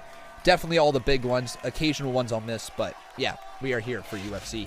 But guys, if you are enjoying the show, please make sure you leave a like on the video. Also making sure you are subscribed to the channel here on YouTube. If you guys are watching over there on Twitch, please make sure you drop a follow as well. If you happen to be watching, though, without having an account made, whether it be here on YouTube or there on Twitch, please make sure you guys do create an account and follow me. That way you can see my stuff, you can get notifications, and you'll never miss a video, alright? So make sure, if you like this channel, you like what I do here, create an account, and then come on in. Subscribe or follow. All that great stuff. Over the years, 365 has welcomed more than 32 million members worldwide. I would love to show the main event, dude. I would love to be able to bring it up on the screen. Trust me, I have said this so many times in my live streams. It would be the best thing in the world if I could literally put this live stream up there. If I could put the actual video, do my show, I think this show would be absolutely hands down the best show out there. You could do it with anything. It would be really fun. But unfortunately, due to copyright rules and regulations that we have to follow, that we have to adhere to, I cannot have the video up on the screen. I don't know really how technically I get away with audio. I think it's because it falls under fair use. I'm pretty damn sure it falls under fair use. But still, you know, like, even this, what we do here is, it's questionable at times, right? So, yeah, make sure you create an account, make sure you follow me. And if you do follow me, you'll see your name pop up on the screen somewhere, whether it be on Twitch or on YouTube, it's up on the screen. Don't get left behind. Holloway and Poirier up next. What a follow-up. Seriously, dude. Seriously. Nah, I think what it is, Derpinger, is, I hope I said your name right, is that I've been doing this for a while now, right? I've been doing this on YouTube for a while, that it's almost like I think I'm past the point where they could shut down my channel, because there would actually be, not like I'm past the point where they could shut down the channel for sure. Like, if I started showing the video over there and actually breaking copyright rules, absolutely, you know, they would shut down the channel. But I'm talking about just randomly. I don't think we're going to get that anytime soon or ever, just simply because we've got a lot of subscribers now. We've got a lot of people here, a part of the channel, and there would be some backlash, you know, if we got taken down, especially since we adhered to fair use, right? But I'm excited for this fight. It should be really good. Holloway better win. If not, I'm going to lose my mind. Well, I'm not sure if I'm going to lose my mind if he doesn't win, but I will say this much. It will be surprising. I think he just needs to show the world what he really is all about. Beat Poirier. The young Max Holloway, his first loss, but I'll tell you what, Max looks very promising. I'm sure he's going to be back. I can't wait. You know, this opportunity excites me. This is a win-win for me, whichever one wins. I mean, I am a fan of Holloway. I do like his stuff. I think his fights have been really entertaining. He's definitely one of the guys I've seen fight the most. So, like, I like his fights. Don't get me wrong. I don't think Dustin Poirier is going to do it, though. I don't think Dustin Poirier is gonna beat him. There's just something about it that makes me think that this fight goes to Max Holloway. It's tough to bet against Holloway, isn't it? He's one of the best in the world. He truly is. Alright, let's go, though, here for who will win. Will it be... Let's see. Is it going to be Max Holloway or Dustin Poirier?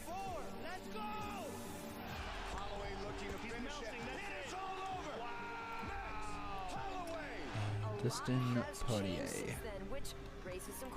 Can Holloway handle Poirier's constant pressure? That's the question. Can Holloway handle his constant pressure? And I'm not sure if he can, but he might. He might be able to. Anyways, though, guys, we got a Twitter poll up live right now. Then we'll get all the audio turned back up for you guys and everything, and we'll commentate over the next fight. Especially the people over there on Twitch. Thank you for tuning in. I'll see all you lovely, lovely faces. It is going to go down. If you guys are watching on Sports Booth, please make sure you drop a follow as well. Here we go, man. Things are about to get blessed up in here. Yes, I'll be live for Raw, my friend, on Monday. Always am unless otherwise announced.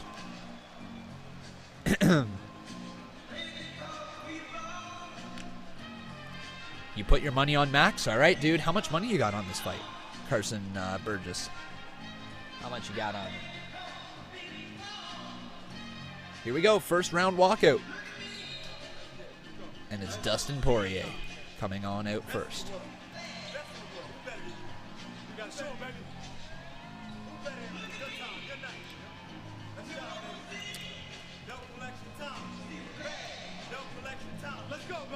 All right. This is going to be a fight. I hope it's as good as the last one, man. Because that's fight of the night so far, in my opinion. The last one. What a 5-round fight that was, man. The Diamond on his way down to the ring. And I'm just looking for Max Holloway. There he is. I tell you one thing, he wins his belt, and he's definitely the king of Lafayette, Louisiana. He's from Lafayette, Louisiana as well, man. Screw Lafayette. If you guys are WWE fans, then you know what I'm talking about with Lafayette. Carson saying half my paycheck, homie. Yo, you got half your paycheck on this? Woo, dude. Holy. All right. Best of luck to ya. Spencer Wallace says, I win DraftKings if Holloway wins. That should be something I do for these live streams, you know? We should do like some sort of bet so that way beforehand I can tell you guys who I've got money on, and then, you know, we can see me maybe win some money or lose some money on these live streams. Maybe I should do that in the future. Let you know who I actually have my money on. Could do like some sort of little sidebar and showing all that. Maybe we'll do something like that in the future. Jack, thank you very much for following me, dude. I appreciate it. What's my prediction on the fight? My prediction is going to be Max Holloway walking away with the championship. Dustin Poirier, though, he's got the second highest significant strike rate in UFC lightweight history, 7.1 per minute. So he just comes at you full force, balls to the wall, swinging for the fences, trying to knock you the F out.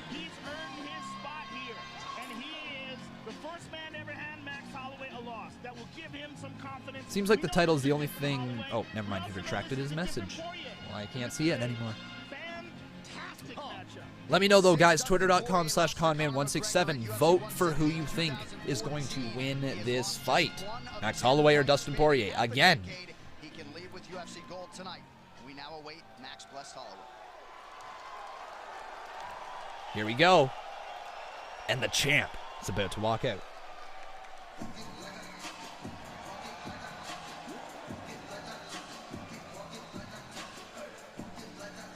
Woo! There we go.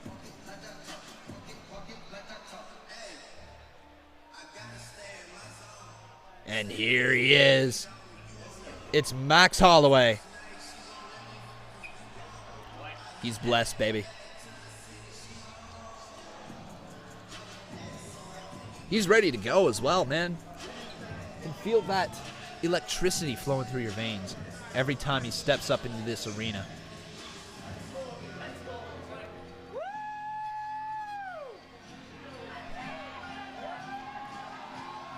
Con, do you ever listen to rap? Yes, I do. I don't listen to a ton of rap. Like, I have some artists that, you know, I enjoy listening to. For the most part, I end up listening to rap when, like, I'm out at my buddy's place or something like that. Or I have some buddies over, or you're out at a party. But things that I listen to on my own, sure, I have some rap in my playlist, but I'm mostly a country listener. I'm just a good old Canadian kid, you know? Love me my country. What was the Israel result, please? Israel picked up the win after 5 rounds with a judge's decision. What a fight, dude. If you have not seen it, go back and watch it. Find a time to watch it at least, and just enjoy the magic that was that fight. That is a Fight of the Year candidate. Definitely Fight of the Night, unless this one somehow surpasses it. Yeah, very, very good fight. But guys, if you are really enjoying the show here on YouTube, please consider dropping a donation. Doesn't matter how much or how little. Any little bit to help keep supporting this channel and help keep it alive, because we don't really get ad revenue. That's okay, though. If you guys wish to donate, it's appreciated. I'm going to roll a quick ad before this fight, before we get into the tail of the tape. And here we go. As Holloway has entered the octagon. He's officially in there, folks. And the crowd goes wild. Holloway, Poirier 2. Let's get at this thing. Steve Taylor says, oh man, I'm starting to run out of energy. Well, dude, we got ourselves potentially the next half hour of action. Could happen. Or this could be all over before we know it. Poirier could finish Holloway tonight. Holloway could finish Poirier, or this could go the distance. But here we go. Here is your tale of the tape. 27 years of age is Max Holloway. 30 is Poirier. 5'11 is the height advantage for Max Holloway to 5'9 for Poirier. 155 to 154.5 is the weight advantage for Holloway. And the reach advantage goes to Poirier with 72-inch to 69. But let's get at it. Event of the evening. Sanctioned by the Georgia Athletic Commission, Executive Director Matt Woodruff. Our 3 judges scoring this contest at Octagon side are Sally Amato, Mike Bell, and Derek Cleary. And when the action begins, our referee in charge of the Octagon, Blake Rice. This championship bout is sponsored by Never Off, bold character since 1872. P3, the official protein snack of the UFC. Let's see and here, catch folks. all the action with People Metro saying this is by over in like T-Mobile. 20 seconds. Get I don't believe that. coverage on a Let's see, network that rivals the big guys for way less. And now, for those in attendance and UFC ready, folks? fans Say it with me. watching around the world, this is the moment you've all been waiting for. Live from the sold-out State Farm Arena in Atlanta, Georgia. Ready? Here we go. Ready? Ready? Ready? It's time. 5 rounds for the interim UFC Lightweight Championship of the World. Introducing first, fighting out of the blue corner, a jiu-jitsu fighter holding a professional record, 24 wins. So he's the underdog, 5 losses, plus 1 no 200. contest. He stands It's the Vegas odds. 5 feet 9 inches tall, weighing in at 154 and 1/2 pounds. Fighting out of Coconut Creek, Florida, by way of Lafayette, Louisiana. Again, let me know on the Twitter poll, guys, who you got winning. Twitter.com/Conman167. Vote in it. In the world, Dustin the Diamond Poirier. Oh, baby. He could take this thing. Let me know, guys. Again, Twitter.com/Conman167. Out of the red corner. Here's my boy. This is who I'm going with. Holloway, baby. 20 wins, 3 losses. He stands 5 feet 11 inches tall, weighing in at 155 pounds.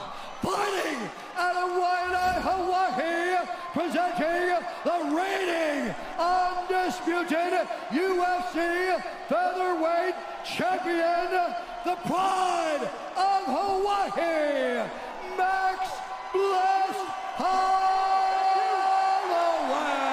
And there you have it. Oh, man. This fight is about to go down. Let me know in the chat right now, guys. Who do you have winning, Holloway or Poirier? Just say their name. Do it now. Good luck. Touching gloves, and let's get at her. Very tough act to follow here, folks, but we are not done for tonight. Round 1. Holloway competing in the division in which many people actually believe he will do his best work going forward. And here we go. Tonight's Fight Clock is brought to you by Modelo, brewed for those with a fighting spirit. Dustin Poirier in the blue trunks out of the Southpaw stance. So, right now, Dustin Poirier is the blue trunks. Holloway in the black trunks. He is also your champion. So it doesn't matter what color his trunks are, as they got the gold label beside him. Champ versus challenger. Dustin Poirier versus Holloway 2. First fight was 7 years ago. Poirier owns 1 of the 3 losses, or he's at least handed 1 of the 3 losses to Holloway here. So, He's got that sitting over top of his head. These guys are different fighters now, 7 years later. And we'll see which way the advantage goes. Poirier's got the mind game advantage at the moment. I would say Holloway's got the advantage of being a champion. You basically have to finish him or have a dominant fight in order to take that championship away from him. Judges don't like to change championships off of decisions unless it's pretty freaking obvious. So you got to beat the champ to become it. To be the man, you got to beat the man, right? Ric Flair always said that. Here we go, though.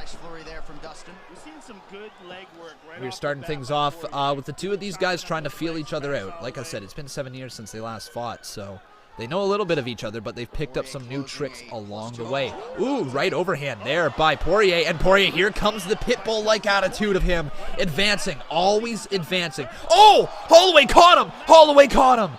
But not enough to create separation. Oh, but he's feeding away. Holloway's feeding now.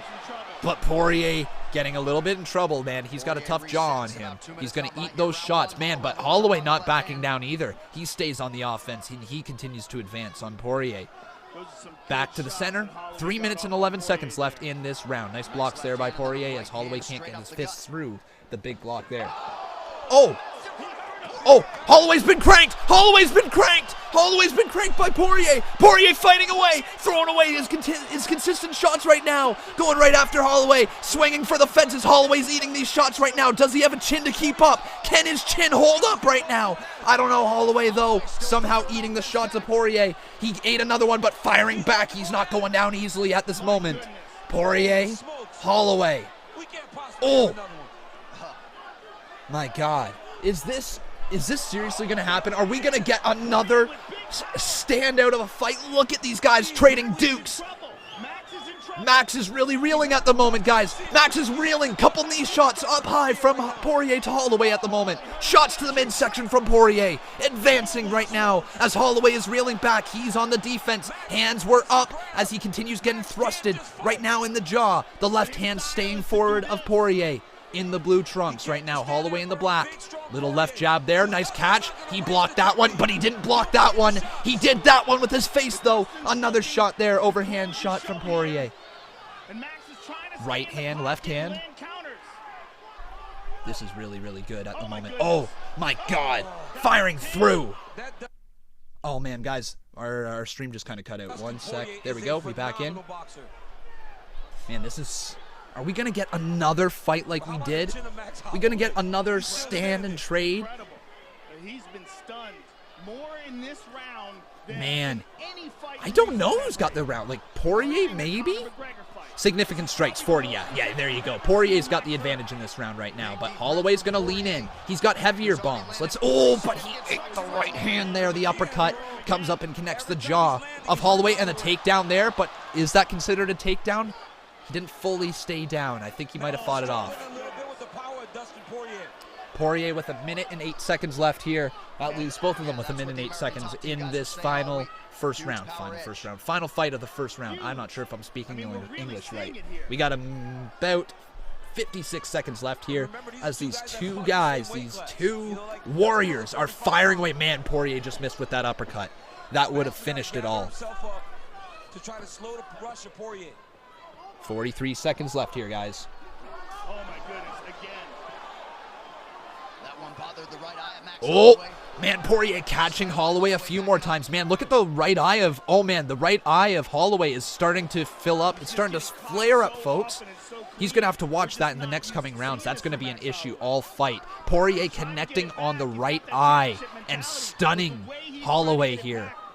Staying on the offense is Poirier, always advancing. That's his go-to. That's what he's known for. Always throwing bombs. Can the jaw of Holloway hold out? He took some punishment inside this first round. Poirier took some as well, but Holloway looks a lot worse for wear than Poirier does as we come to the end of round one. First round for the underdog. Yo. All right. So Poirier, I think, picks up the win there. I'm going to say 10-9 Poirier right now. What do you guys think? Who do you have winning that round? Poirier, Holloway. What do you score it?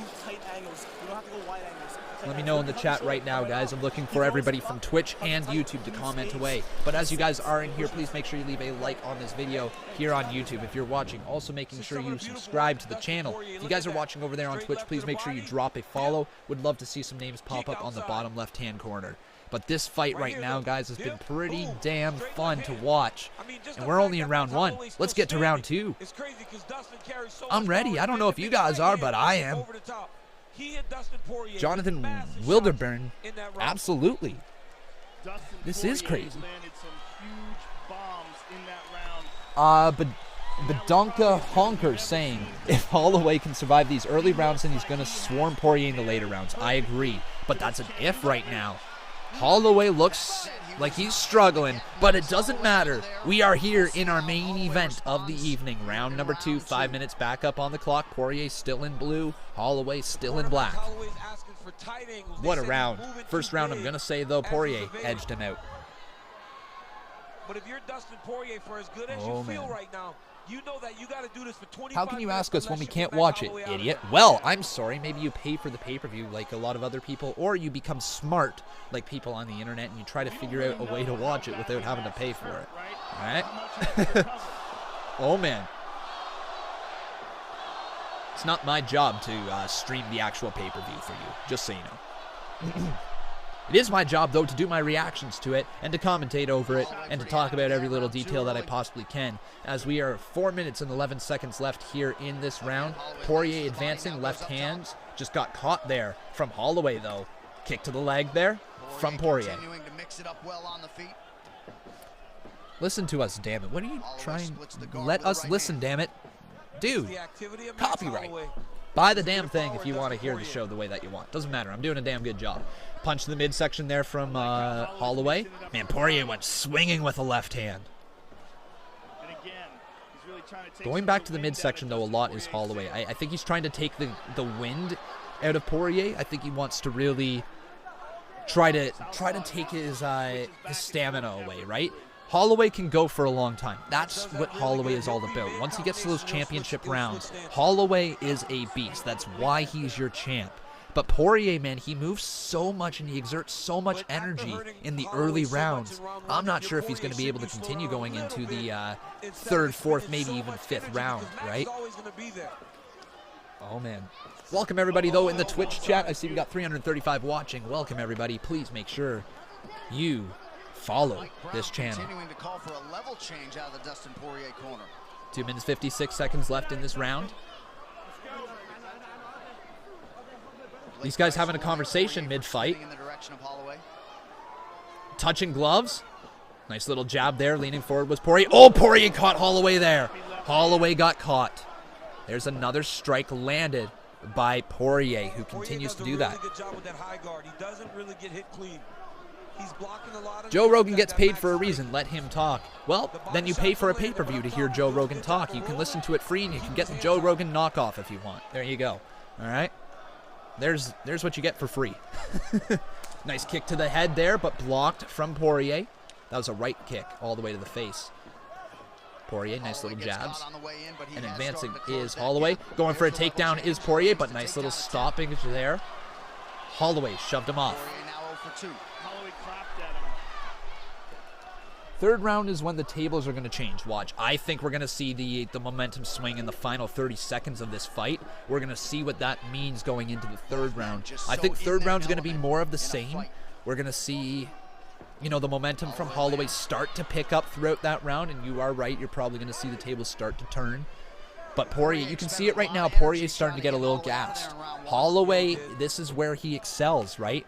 Where you fight off the offense early on, and then you go to those later rounds. You try to make it there. You try to outlive your opponent. It's a lot to try to beat a champion, right, through a decision. It really is. We do have to remember that was the only fight. Punch to the midsection attempt there by Holloway. Didn't quite land. Here we go. Final minute coming up on the third round. So remember, or the second round, sorry. The end of second round. So then we'll be coming up on our third round. That is just the middle. 57 seconds left here, folks. He just got clipped. He got hurt again. Ooh. Oh, Holloway dropped. Holloway's been dropped. Poirier smells blood in the water. No, Holloway eats right through it, man. Holloway keeps getting cocky. Do you see him? Like, what does he keep doing? Why does he keep doing that little hand thing? Holloway, I don't like that. I know you're cocky, man, but you keep getting fed in the face. Right now, you are losing this fight. Right now, I've got Poirier winning this. Right now. Oh, hit again. Holloway doesn't drop, though, and you see the right eye of Holloway just start to flare up even more. 20 seconds left, folks. But we are going to see. We're going to see what Poirier can do if he can keep up this onslaught in the next round. He's trying to swing at Holloway. Holloway connecting on a few, and these guys are putting in a hell of a fight. Putting in a hell of a fight, touching gloves in the center. There we go, folks. This is great. That's what's going on. Jeez Louise. Much better round, okay? Much better round. So we got to stay with touching him up, okay? You're right. You're doing a great job, okay? Poirier smells blood. LMAO, bro, chill. Dude, you don't like what I do? You don't have to watch, you know? That's a very, very, very easy way to say to every single person who's got a problem with what I'm doing right now, you don't have to watch. It's that simple. I do this for every single Monday Night Raw, Tuesday Night SmackDown, most Wednesday Night NXTs. I also have a lot of other content here on the YouTube channel. So WWE, UFC, this is your place to be. If you like combat sports, subscribe to this channel or make sure you drop a follow just like OG Chroma right there. Thank you so much, my friend. Let's get on to the corners here. Okay, we're done at the corners because I was talking for too long. My bad, folks. I know people like to hear those. But let's get to round 3. This is already the second most significant strikes that Max Holloway has ever absorbed. Wow. Folks, already the second most significant strikes that have ever been landed on Holloway. And we are only going into the 3rd round. Poirier is hitting him like crazy. He has landed almost every single one of those shots he's throwing and connecting in some way, doing a little bit of damage. You know, when you block something, that doesn't mean it doesn't do damage, right? He's constantly outputting damage, but let's see how this 3rd round goes. We are in the middle of the fight. Holloway advancing. And Greedo Plays, thank you very much for following me over there on Twitch. Welcome to the Twitch community. Holloway's coaches recognize that. They go, he's just countering. Oh, man. But Max can't stay on the outside because that's not his fighting style. Holloway's fighting style is to pressure and overwhelm you. But every time he tries to incorporate that right now, he's getting stung and having to go on the defensive. And he just doesn't seem to have the same kind of power. Was going to sub now, but nah. All right. There you go, man. That's fine. You do you. If you don't want to watch, that's fine. You don't want to sub, that's fine. I'm not offended by anybody who does not like the content I do here. Doesn't matter. I'm here to watch some fun sports here tonight as Poirier pulling a little bit out of the playbook of Holloway, saying, is that all you got? Give me some more. Man leaning forward, but he got caught again. Holloway is looking rough at the moment. Both of his eyes are starting to swell up. If I caught the right leg, maybe not his left eye, just his right eye just swelling up a little bit more. Another shot there landed by Poirier. With giant punches. Yes, with big punchers and big men. Both Alvarez and Gage. Another jab landed by Poirier. Advancing for, oh, left jab. Oh, now the combo strikes as he continues to land so many more strikes. Holloway is not blocking things like he should be. He's getting eaten alive at the moment. Nice head movement defensively. Eating so many strikes at the moment, and he continues to get fed by Poirier. Poirier's putting on a clinic at the moment. Just boxing, Dustin is just so crisp. Dia Davis in his corner has to Nice block. Oh, shot there by Holloway. Connects on a few little jabs. Goes with the right jab forward. Left jab. Good counter there by Poirier, though. Yeah, Poirier continues to fight for it. Nice counter again. The quick head movements. It's really catching Holloway. Holloway is at fault right now because what he is doing is he is throwing punches and leaving himself open to counter punches. He is doing it. He's leaning right into the punches. If you guys are watching this at home, watch the head of Max Holloway at the moment. Every time he leans into things, Poirier is backing up and just connecting with either a left or a right jab and then following through. It's what he's doing, and it's working to a T. 2 minutes and 20 seconds left right now. Oh, Poirier, did he feel that one? I think Poirier felt that one. Nice dodge there by Holloway. And Holloway connected again. There we go. We're starting to see Holloway connect on a few more. Poirier's not as quick at the moment. Oh, another one. Ah, but that caught Holloway. That was a stiff strike right to the face. But he goes right back. Another stiff strike, like catching him right there, man. Both guys landing right up the middle now, under 2 minutes here, round 3. Yeah, he's swelling up. Yeah, Holloway is starting to swell. Oh, Holloway connected on that one. Minute 42 left in this round here. So far this round. When he's landing, he's not stinging Poirier the way Poirier's hurting him. I don't know. Who do you guys have winning this round? There was a good left hand. But Max has landed. See, Oh, uppercut there by Poirier. Going forward. Oh, jab by Holloway. Volume. Left jab. Man, these guys are just duking it out, man. So much punishment being handed out right now by both of these challengers for the interim championship. Oh, right hand's being shot there. Poirier is in trouble. Poirier is in trouble. Holloway coming right at, knee to the midsection. Lefts and rights. Oh, high knee there, but caught. Poirier caught him, but man, he's got his head right now. The guillotine almost locked in. Holloway looking for it. No, but the back. Nice little counter. Okay, Poirier with the hands across the back of the legs, not allowing the guillotine to be locked in fully, trying to go for that double leg takedown. Fists right now being delivered. The left hand, no, the right hand, I should say, is free of Holloway. Watch for that as Holloway is about to be taken down. If Poirier can just step over, that's all he needs to do, just step around and take down Holloway. Score the takedown for this. But man, look at those elbows. Oh man, Poirier's in trouble right now. The elbows to the top. Watch that. Oh, you got to watch that north-south elbow. Holloway tweaks the angle there to avoid the 12-6. Oh, 12-6. Sorry, not north to south. 12-6. Same damn difference, man. 9 seconds left here in this round. I am going to say this round goes to Holloway. Holloway?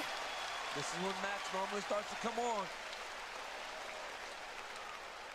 What do you guys think? Was that Holloway? Hey, we're getting the angle out every single time, but now we gotta throw that right kick. You gotta let it go, okay? I know, but when he Man, out, here's the corner. Like this. So start up high. It's fine. He's bracing. Okay? That'll make him keep that left hand at bay a little bit more. All right?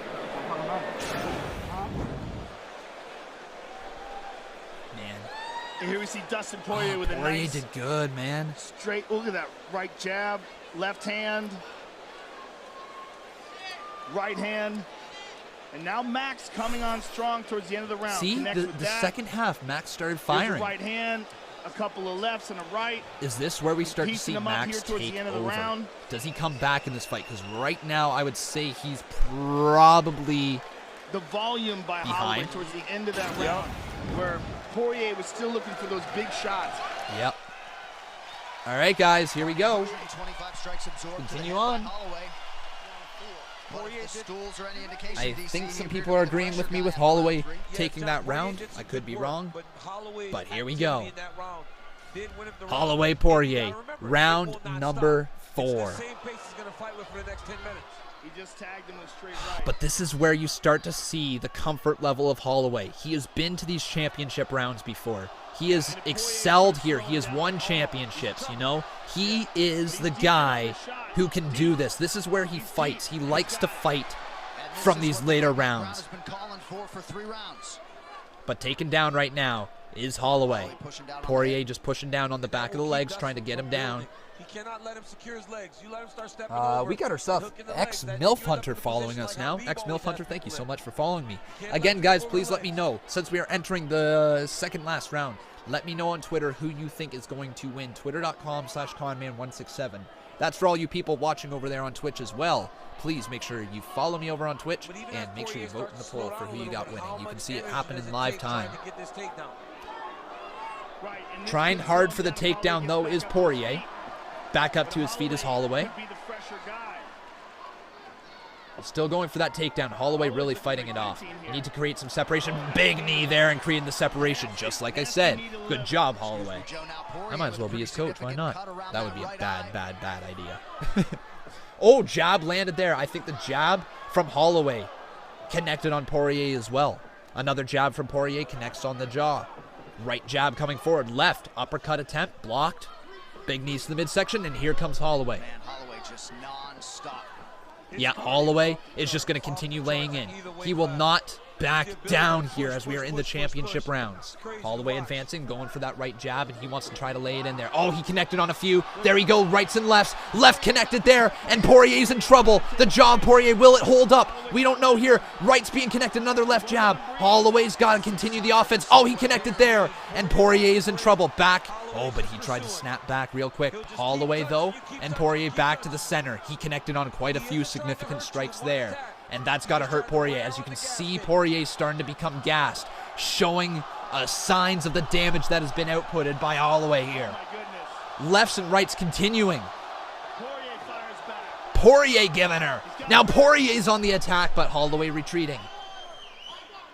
Going for that combo again. Watch that left fist of Poirier. He's got it cocked. He's looking for maybe an uppercut. He wants to follow through. He's going to try to step in with his right foot and follow through with that uppercut. Watch it. It's coming here. That's what he's looking for. You can see it. You can see him kind of cocking it up. Oh, big knee to the midsection there. Oh, Poirier fires back with a right. Oh, and just misses on the uppercut there. Told you it was coming. He attempted. 2 minutes left here in round 4. Big right hook attempt there. I don't think he connected. Straight jab from Poirier. Straight jab again, connected that time. Left, left, right, misses. Attempt from Holloway. Minute 42 left. Oh, another right attempt from Poirier. Overhand hook, that's what he was looking for. Straight jab from the left. Kick attempt from Holloway. He backs him up there. You can tell that these fighters are getting a little bit tired. It has been all go non-stop this entire fight. And as they continue, oh, we got some blood. We have some blood starting to pour down the face of Holloway. He has been busted open, folks. Minute 10 left, and Holloway is going to be affected by that. Poirier can see it. He literally sees where the damage is happening. And now he wants to step forward. A minute left as he has made the champ look like he's got the red crimson mask. He does now. 53 seconds left in round 4. Poirier blocking that. Holloway trying to fire right in there. Out of the clinch, and he hits the right hand. Poirier going for a takedown. Holloway fights that one off. I friggin' don't know who's got this round. The blood from Holloway shows that Poirier connected fine. But I think the round still goes to Holloway. I think Holloway had a better round. Are we going to go into this thing tied? Into the final round, are we going 38-38? What do you guys think? What are you going to score this thing going into the final round? 10 seconds left as Holloway has bled all across the back of Poirier. Going for a takedown. Holloway's got some sort of guillotine. 4 rounds down, they will call the doctor in to look Okay, at all right. Ooh. You got to get that healed up there. Let's go to the corners. Give me your thoughts. What do you have this, folks? It's 38-38 in my opinion. I think we're going down to the final round again. Max, let's dig deep. Let's push the pace. You got this. This is our fight. Let's do this. Hey, mix it all Holloway up. looks Okay? off, man. Phase That one is out. some blood. Everything is there. Let's go. Here's the knee. Glancing knee. That's those glancing shots that wind up cutting you often. And right away, Max felt it. Right away, Max felt it. Max looks sore.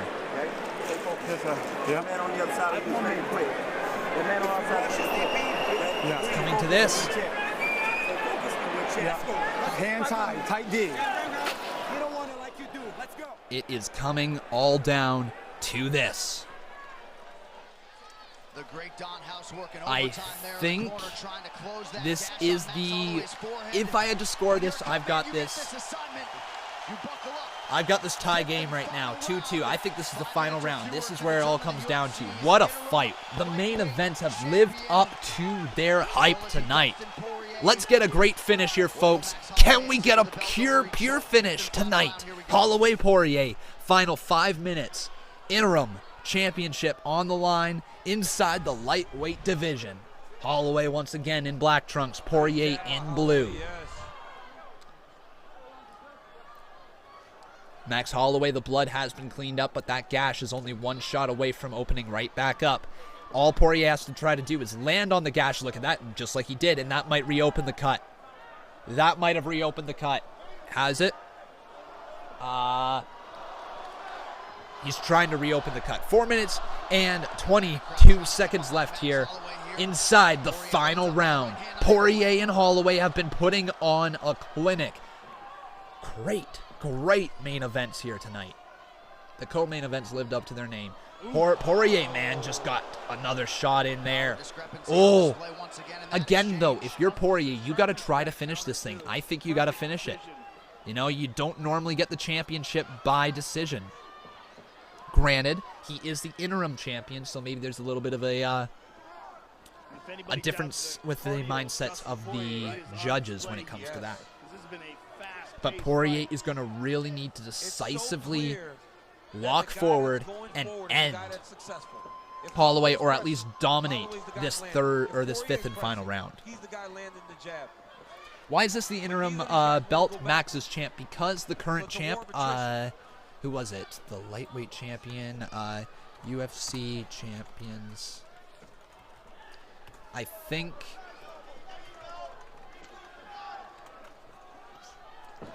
Another strong counter from Dustin Poirier coming up on 3 minutes to go. What's his name again? Why am I doing this? Lightweight championship. The lightweight champion is Khabib. Oh, right. It's Khabib until what is it? He is finished his suspension. Yeah, that's what it is. Until he's done his suspension. Then you've got, my God, then you've got Holloway versus Khabib. Oh my freaking God. Well, if he retains his championship, could be Poirier versus Khabib. Oh man.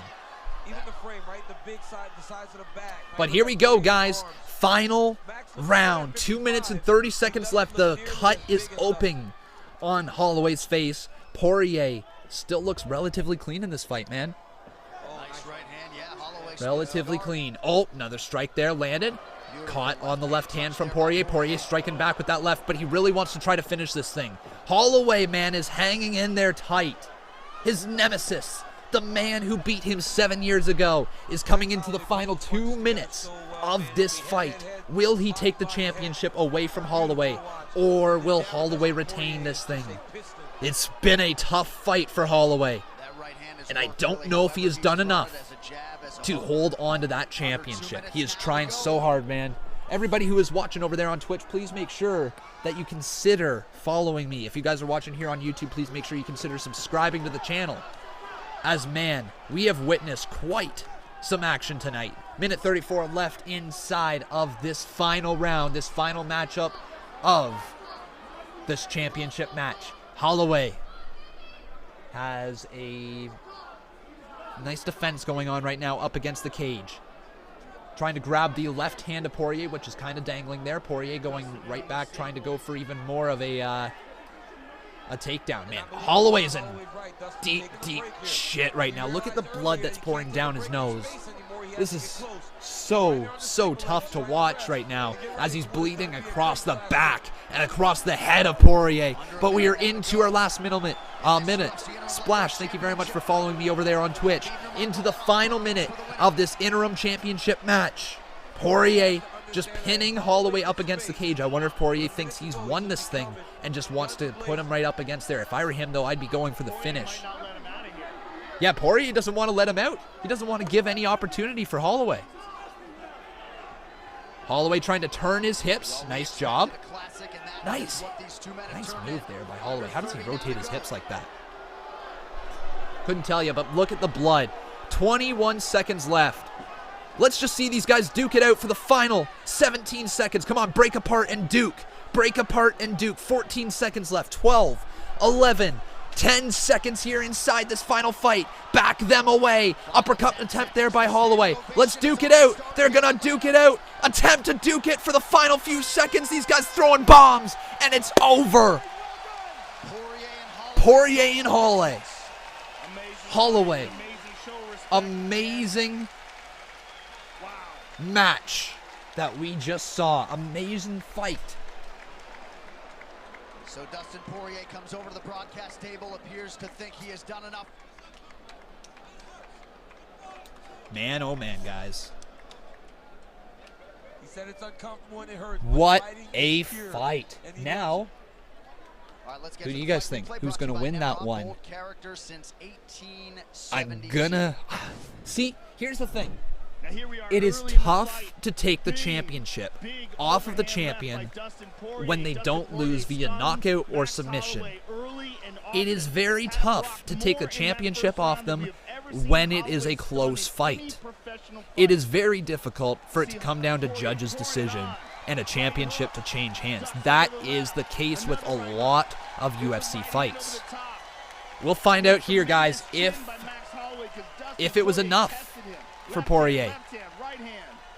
I don't know, guys, if I can tell you who won. Very close fight. Poirier might have landed a few more significant strikes, but was it enough to take the championship away from Holloway? Snap the jab. Now Max fires back. Oh, man. Straight right by Max. Pouring on the pressure. Volume strikes by Holloway. Jesus. All right. Let's find this out here. He isn't the champion? Oh. Holloway isn't the champion. I am an idiot then, man. All right, thanks for being a dick about it for the way that you told me. But yeah, I guess I am an idiot. My bad, guys. As I said, I totally thought Holloway was the interim champion already. So this is for the interim title? Oh, well that changed. Why didn't nobody tell me that at the start of the fight? I've been commentating 5 rounds for that. Wow. Wow. All right. Anyways, here's the official decision. So I just miscalled that entire fight. I don't know. I'm going to say Poirier then. I think Poirier's got the championship. That changes everything. Poirier is my choice for the winner here. All right. Ladies and gentlemen, after 5 rounds, we go to the judges' scorecards for decision. I told you I'm a casual fan. All 3 judges score this contest. 49-46 for the winner by unanimous decision and new interim UFC lightweight champion of the world, Dustin. There it is. Dustin Poirier is your winner. All right. Wow. There you go, folks. Dustin Poirier. My bad. I am so sorry for miscalling that fight there during the show. For whatever reason, I totally thought he was the interim champ already. My bad. Anyways, though, congratulations to Dustin Poirier. Let's hear the interview.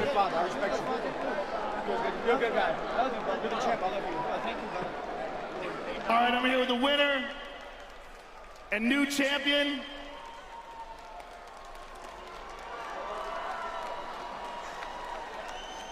Dustin Poirier. Congratulations on a truly fantastic performance against one of the very best fighters in the world. You put on a show tonight. You came out strong in that first round, had him staggered. How does this feel? Does this feel real?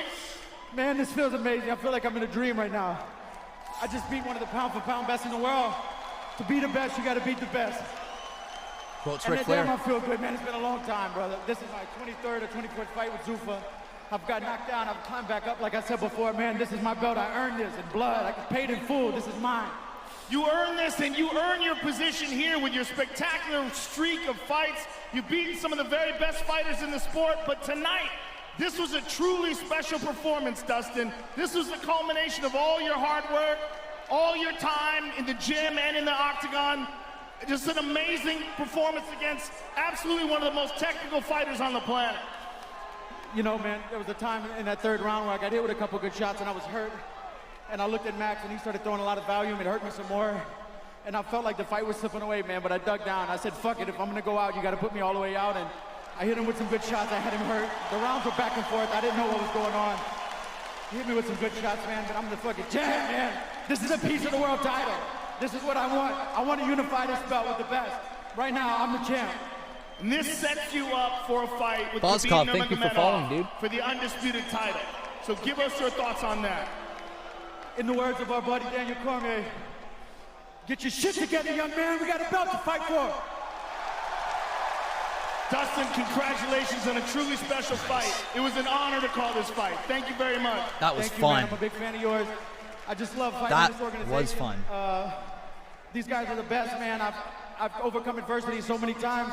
Everybody out there, there's people telling you can't do it, or you're the underdog, or you're championed against, or telling you not told you're not good enough. I've been told that my whole life, and I'm the world champ. If I can do it, you can do it. I just want to dedicate this fight to my wife. We've been together, been married 10 years. And if it weren't for her, I wouldn't be here. There was days I went home, busted and broken, and she believed in me when I didn't believe in myself. This is her belt as much as it is mine. I wouldn't be here without her. I love you, Jolie. The winner and new champion, ladies and gentlemen, Dustin Poirier. There you go. There you have it, folks. What a night tonight. What a couple co-main events. Here's Joe with Max. You're ever a warrior, and you showed that again tonight. Give us your thoughts on this fight. Hey, I'm not going to take nothing away from Dustin. He beat a world champ. He is a world champ. There ain't no interim shit. He the real thing. He beat a world champion, and congrats, brother. Moving up to 155 pounds, what was different for you? You know, nothing. Nothing was different. I felt good. I felt on. I thought it was my night. I learned different tonight, but it is what it is, you know? You win, you learn. And I learned a lot. You know, Dustin gave me a lot. I guess the cupcake tastes sour again. We know you will be back. We know you'll be back better than ever. But do you feel that your future lies in lightweight, or do you think you're going to go back down to featherweight where you still hold the title? I'm still a champ. Whatever weight gets me closer to that pound-for-pound title, if it's here, I told you guys, if it's 170, 185, 205, my best friend DC over here in the front, if he wants it, he can get it. I don't care. You're a great man, Max Holloway, and it's always an honor calling your fight. Hey, thank you guys for coming out. Dustin is the shit. Thank you, brother. Max Holloway, there you go, folks. And that is why people like us, people enjoy Max Holloway. But guys, that is going to bring us to the end of UFC 236. I want to thank every single one of you beautiful souls for coming on out and hanging out with me today, especially the people over in the Twitch chat. You guys were around for a lot of the stream. By far the most viewed night I have had on Twitch ever. So thank you guys so much for tuning in over there. Please make sure you drop a follow over on Twitch if you enjoy the stuff that I do, especially if you are a WWE fan. This is majorly a WWE channel, so we are live for every Monday Night Raw and Tuesday Night SmackDown in this exact same format, live chat, everything. So if that interests you, please make sure you drop a follow or drop a subscription if you're here on YouTube. But guys, that is going to do it for us here today. Thank you so much for watching. Thank you so much for being a part of it. I'm going to be over on Twitter if you guys want to come talk to me at twitter.com/Conman167. But until Monday, I've been Con, and that was UFC 236.